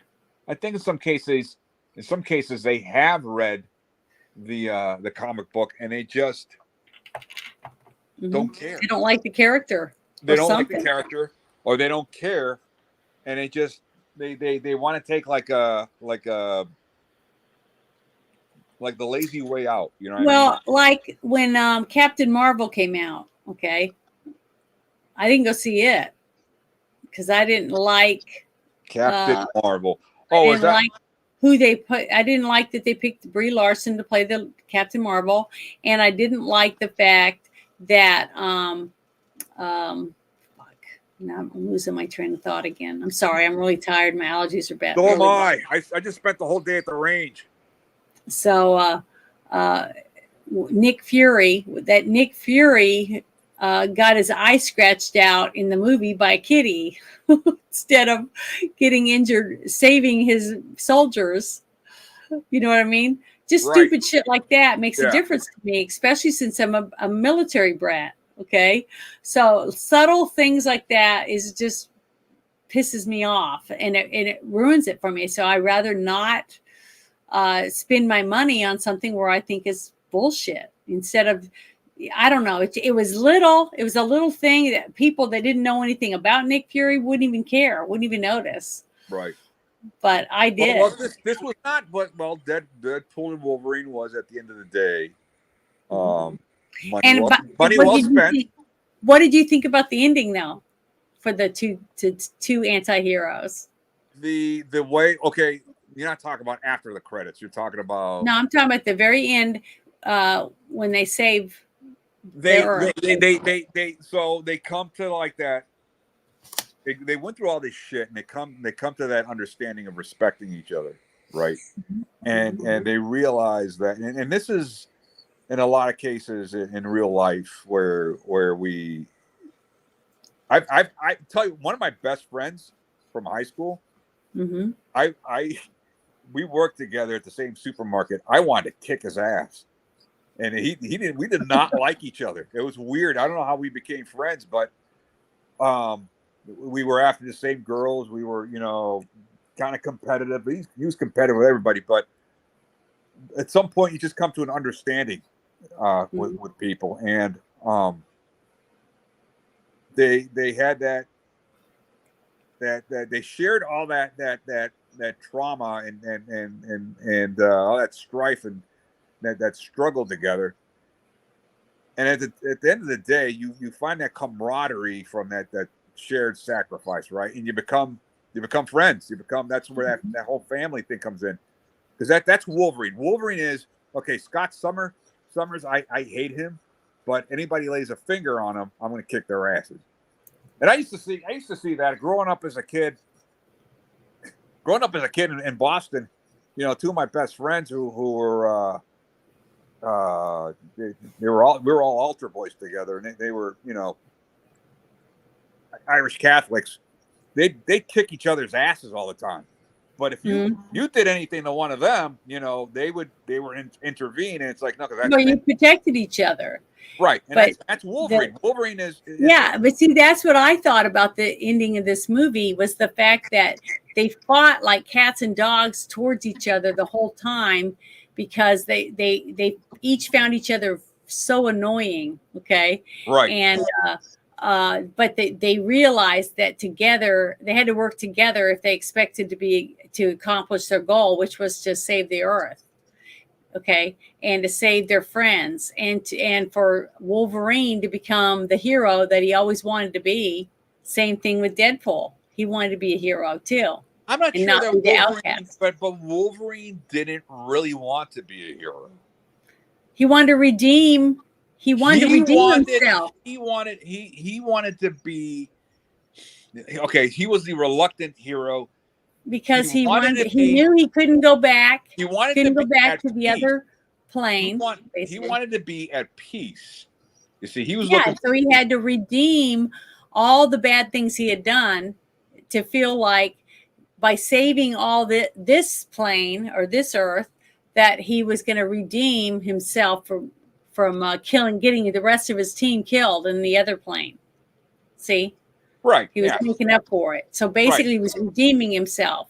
So he realized at the very end, when he got in there, when he broke that door down, remember, he got the door open, he got in there and he was able to grab the other machine and reach and grab Deadpool because together, because of their regenerative bodies and stuff, that they would be able to cross the streams or whatever you want to call it and absorb the power and keep it from her being able to destroy the earth with it.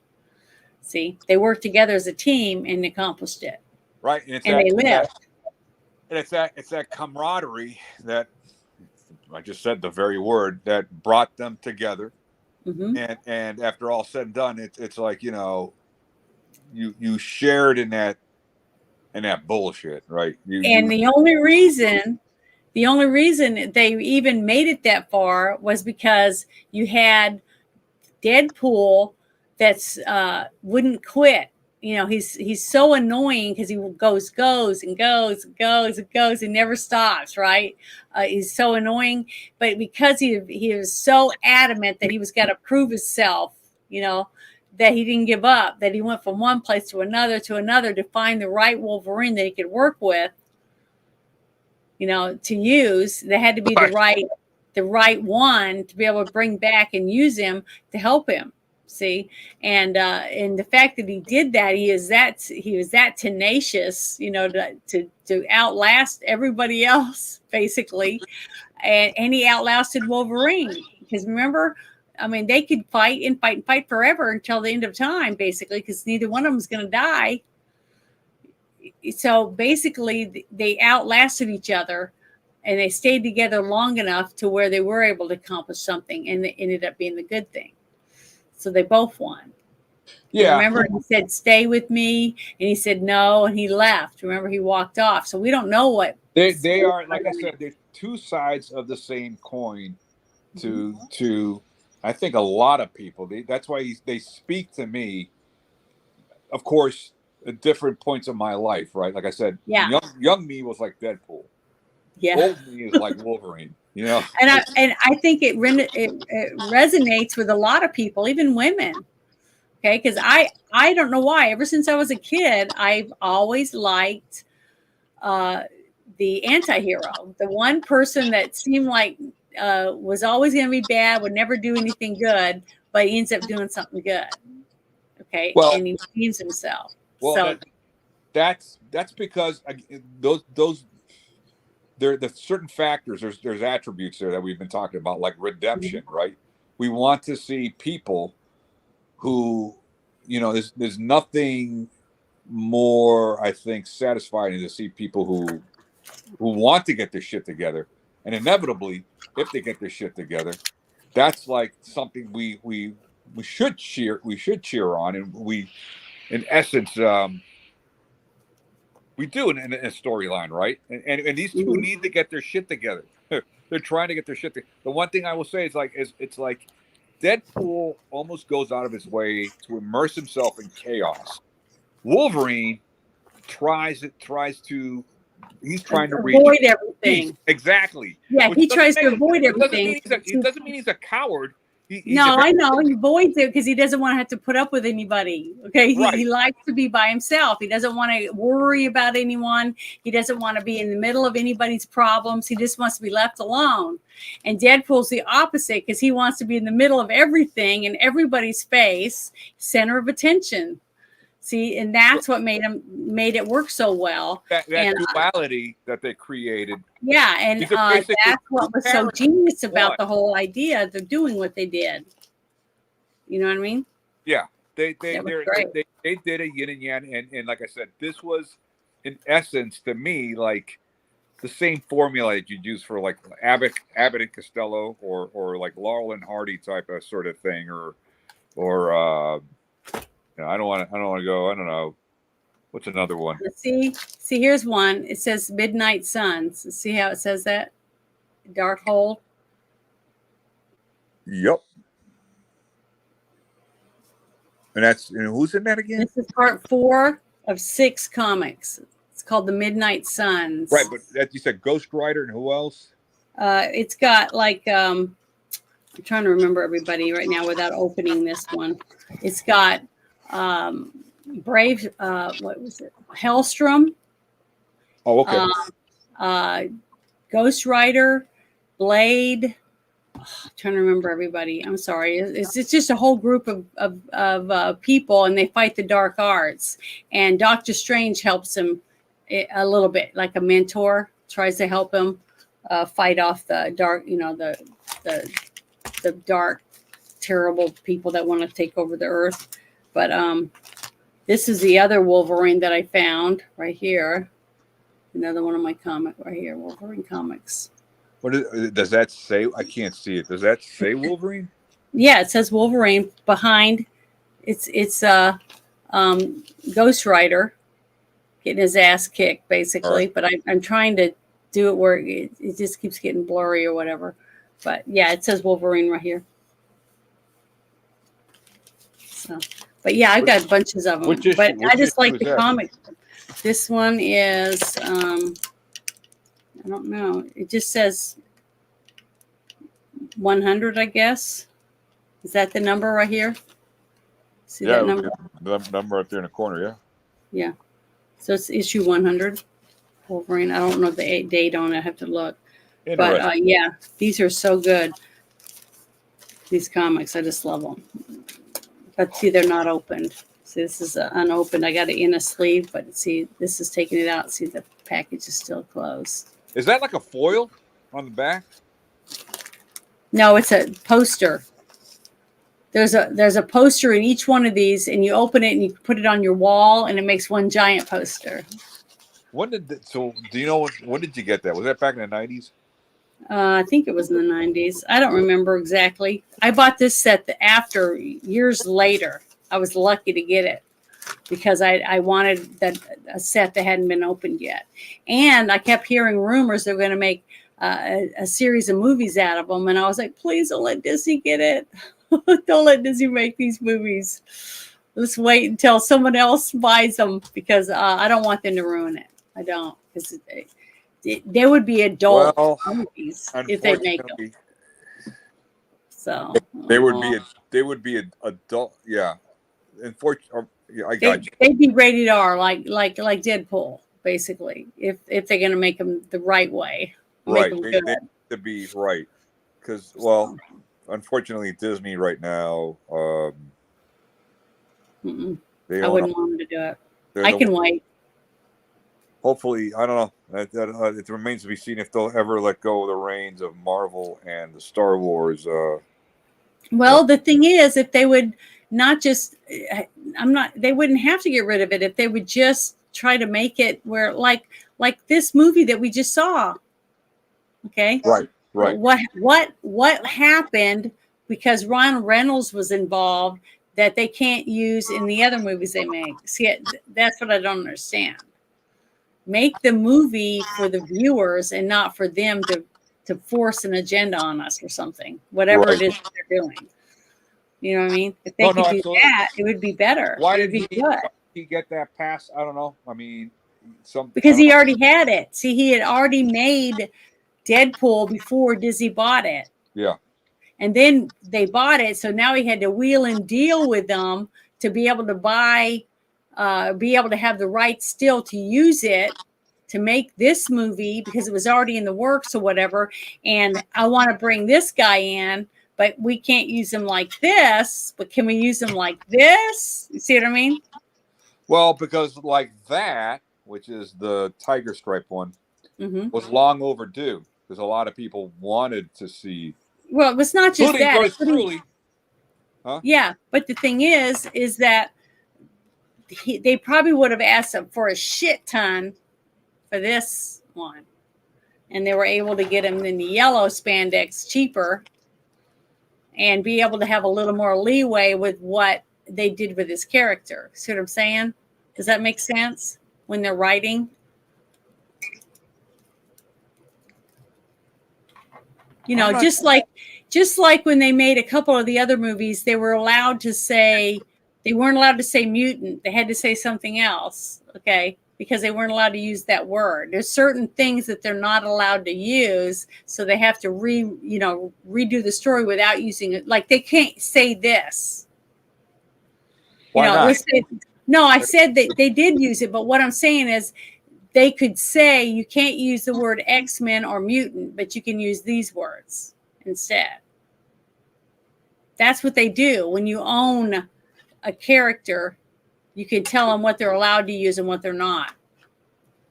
So I'm confused. They weren't allowed to say X-Men and X-Men. No, I didn't say that. I said I'm using this as an example. They couldn't buy this Wolverine with this costume. They weren't allowed to use it. Oh, because it's prior to Disney. It 20th century. No, I don't think it's that either because I think that they purchased all of it. So they own the yellow, the brown uniform, and the black. But because they already have plans in the works for this Wolverine, this costume, this franchise, whatever, that's already out there. Okay. So they were said, yeah, you can use Wolverine, but you have to use him in that costume. You can't use him in this one. That type of thing. That's what I'm saying. I guarantee if you look that up, you'll find out that that's what happened. That's why they used it. But why would they want to not use that? Because this franchise is already being used, and it would cost them a way lot more money. And if they take him out of that, then I can't explain it. I write scripts and stuff, so I'm just saying there's rules that you're allowed to use and what you're not. And that's why they'll table something. They'll put it on a shelf and say, well, we're shelving this for a while until we figure out what we want to do exactly with it. Or someone might write, they might get 5 or 6 scripts from 5 or 6 different people, and then they take details from each script and make one script out of it. So they'll buy them outright. So they'll give this guy $6,000, that guy $2,000, or whatever the deal is. And none of the people that wrote those scripts will have their name on this story. This will be all belong to whoever they choose. Bought the damn script, right? Yeah. So if I sold one of my scripts, sold it outright, then I would have no royalties or any say at all about any of it. But if I didn't, like if it's from a book, they say it was written inspired by this story or whatever. So I mean, and then they might use one of the writers that wrote the book to help them write the screenplay to make sure that they keep the characters as close as they can to the original characters from the book. See what I mean? Stuff like that. Well, I got to tell you, if I were to give this movie my grade, I guess I'll give it. Let's give this thing a grade. I would give it an A- B+. Okay. Only because I'm going to say this about the movie. This is what I don't like about all long movies. At some point, I'm like, you got to land the fucking plane, and it felt like okay, they keep going and keep going, And I think that's an old man thing. As I get older, it's like one of those things where it's like I'm impatient. As a kid, I'd be like, I hope there's 3 more hours of this, and I'm like, I'm way past all that. But it felt like they needed to land the plane, and they landed nicely. And then I thought when they showed the credits, and they started they showed Patrick Stewart and all that. And I'm not saying I got emotional, but I got a little like, God, I can't believe it's been that long, and that they've been doing these movies. And to see, there was a part of Hugh Jackman being himself, not Wolverine. He was out of character, and I'm like, this guy is so not Wolverine. Like he seems like just like, and he was afraid that his accent. He's got an accent and everything. Yeah, because he's a Canadian. Because Wolverine's character is from Canada. Canadian. Yeah, it's from Canada, and he's an Australian. That was the big joke from Ryan Reynolds, who is Canadian, and that I guess he was annoyed by that, and he brought that into the Deadpool character. Mm-hmm. But at the end of the day, I'm going to give this movie. I'm going to give it an A-. Okay, well, I am gonna. I usually rate it between through stars basically. And if I was going to give it, if it was going to be 10 stars would be the top, I would give it 8 stars. 8. I was going to say out of 5, I give it 4.25. 4. And I thought some of the scenes, there was a couple scenes here and there that were longer than they needed to be. Yes. Like I think the scene where he's in the house with Gambit and Blade and Elektra, that it was kind of boring, that they didn't put as much information into that scene that they could have, and made it the fight scene towards the end a little longer, right. Added a little more details in that. That would have been great. And then there are a couple of the other scenes, I'm trying to remember all of them. Some of the scenes between the bald woman, I can't remember what her name is right now, and taking some of that out. It seemed like they dragged some of those scenes out a little longer than they needed to. But besides that, the fight scenes were top notch. Yes. All the fight scenes, the choreographing between the stuntman and the actor stuff was just phenomenal. Some of the stop motion scenes, when they did the guns and the knives and stuff like that, was just, I just loved it. I thought the action scenes were just, off the charts. If the whole movie could have been like that, I would have gave it 10 stars, basically. It was brilliant at the end of the day when it came to the choreography and the it was phenomenal. I did love the little scenes that they did. It really made it even better for me. The scenes when they went back and he goes back to their party and he's with everyone. And they're all alive and they're still there, and he knows that that he knows what he did, even though they won't really know exactly what happened or anything. He knows what he did, and he's still striving to be there for her and impress her. And then she puts her hand on his hand. Yeah. So that gives you hope that there's we know she still loves him, because who puts up with some of the shit that she put up with for so long for him, but she died for him too. And she realized that, living with him was always going to be dangerous. How are you going to raise a family and have kids and all that stuff with someone, even though she didn't care what he looked like, that he was scarred up. It was the fact of being in danger all the time. That's a big dent. And that's why a lot of people that are in these jobs where they risk their lives all the time for their jobs, police officers and firemen and people that go to war, things like that, the divorce rate is so high, because it's just so hard to know that your husband might never come home. I was watching I watched a story before we close out. I watched a video this morning, and it was just a short little 5-minute video, like a documentary thing. And it was a woman who was pregnant, and she was 8 months pregnant when her husband died, when he got killed. But he had 8 brothers, and all the brothers came to be there when she gave birth. And they were all in the delivery room and everything. And they've all been hands-on with their little nephew since then. Awesome. That is awesome. So little things like that inspire me. And when you think about the characters that we have, these two anti-heroes, basically, that we're going to live for a long, long, long time, okay, because of their curses or whatever you want to call it, and why they are who they are. You know, life makes you who you are. The good, the bad, the ugly is what makes us become the people we are. And we can either choose to accept that, yeah, I've had some shit in my life, but I can either be a shithead or I can try to better my life and be better to other people than I was treated. You see what I mean? Right. So that's our choice. And to me, that's what I like about anti-heroes is the fact that that's what they do. Even though they don't always want to, and they just want to say, shut the fuck up and leave or whatever, they still go the extra mile to accomplish something. And they do it for the betterment of someone else than themselves. So they really aren't as self-centered and selfish as we think they are, because that's just what they portray. For whatever reason they do it, we don't know for sure. Well, they're reluctant.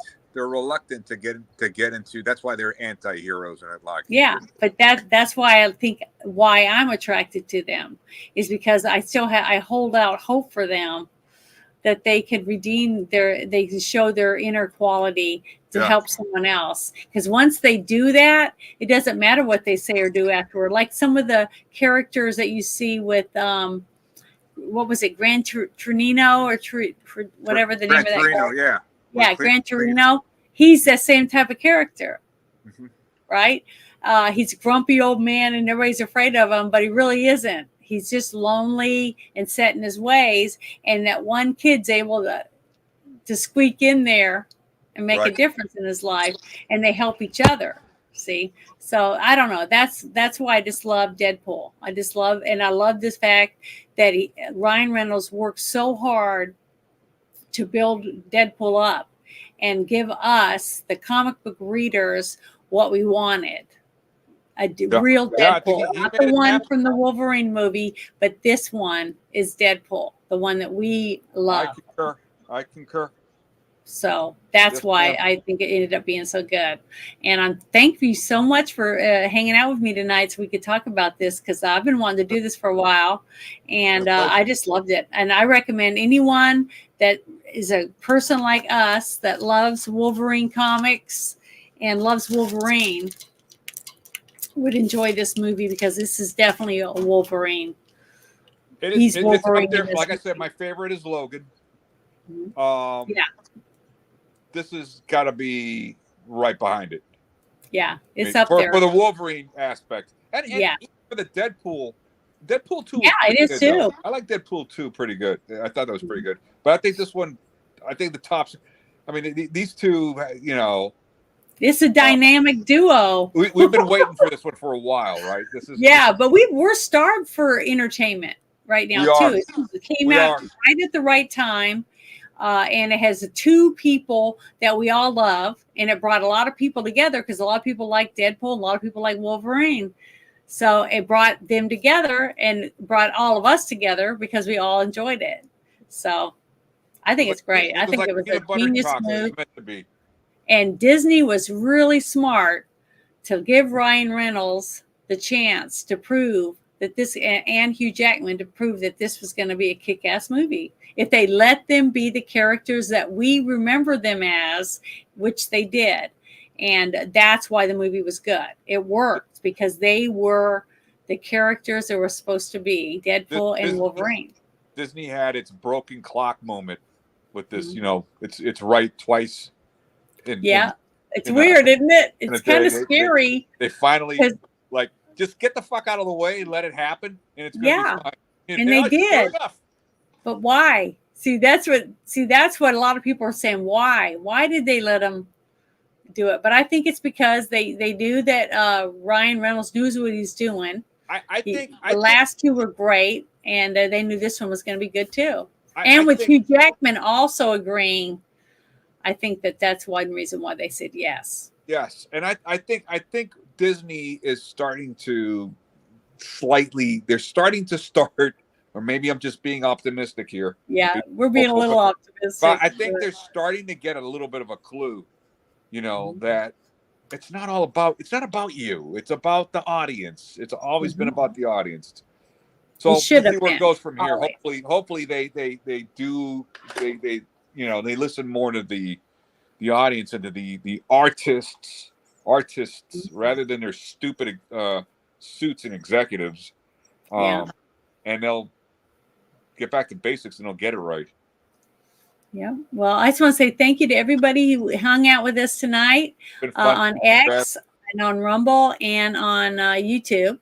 And I hope you guys enjoyed what we had to say. And I hope we didn't spoil it for you, because hopefully you didn't want to watch it when I told you what we were going to talk about, because, it's been out for a while. And that's another reason why I wanted to wait a few weeks, because I didn't want to do it right away, because a lot of people, don't want to go see it right away anyways. But it's definitely worth it to go see it. I got to go see it in a theater that had the lounge chairs in it and stuff. So it was really nice. Yeah. It was great. But so I want to say thank you again for hanging out with me. And I hope you guys all have a wonderful weekend coming up, starting tomorrow. Likewise. Friday, Saturday, and Sunday. So see you guys later. Thank you. Have a good night. Be well. Thank you. But your eyes are flying saucers from another planet. Now I'm all for you like Janet. Can this be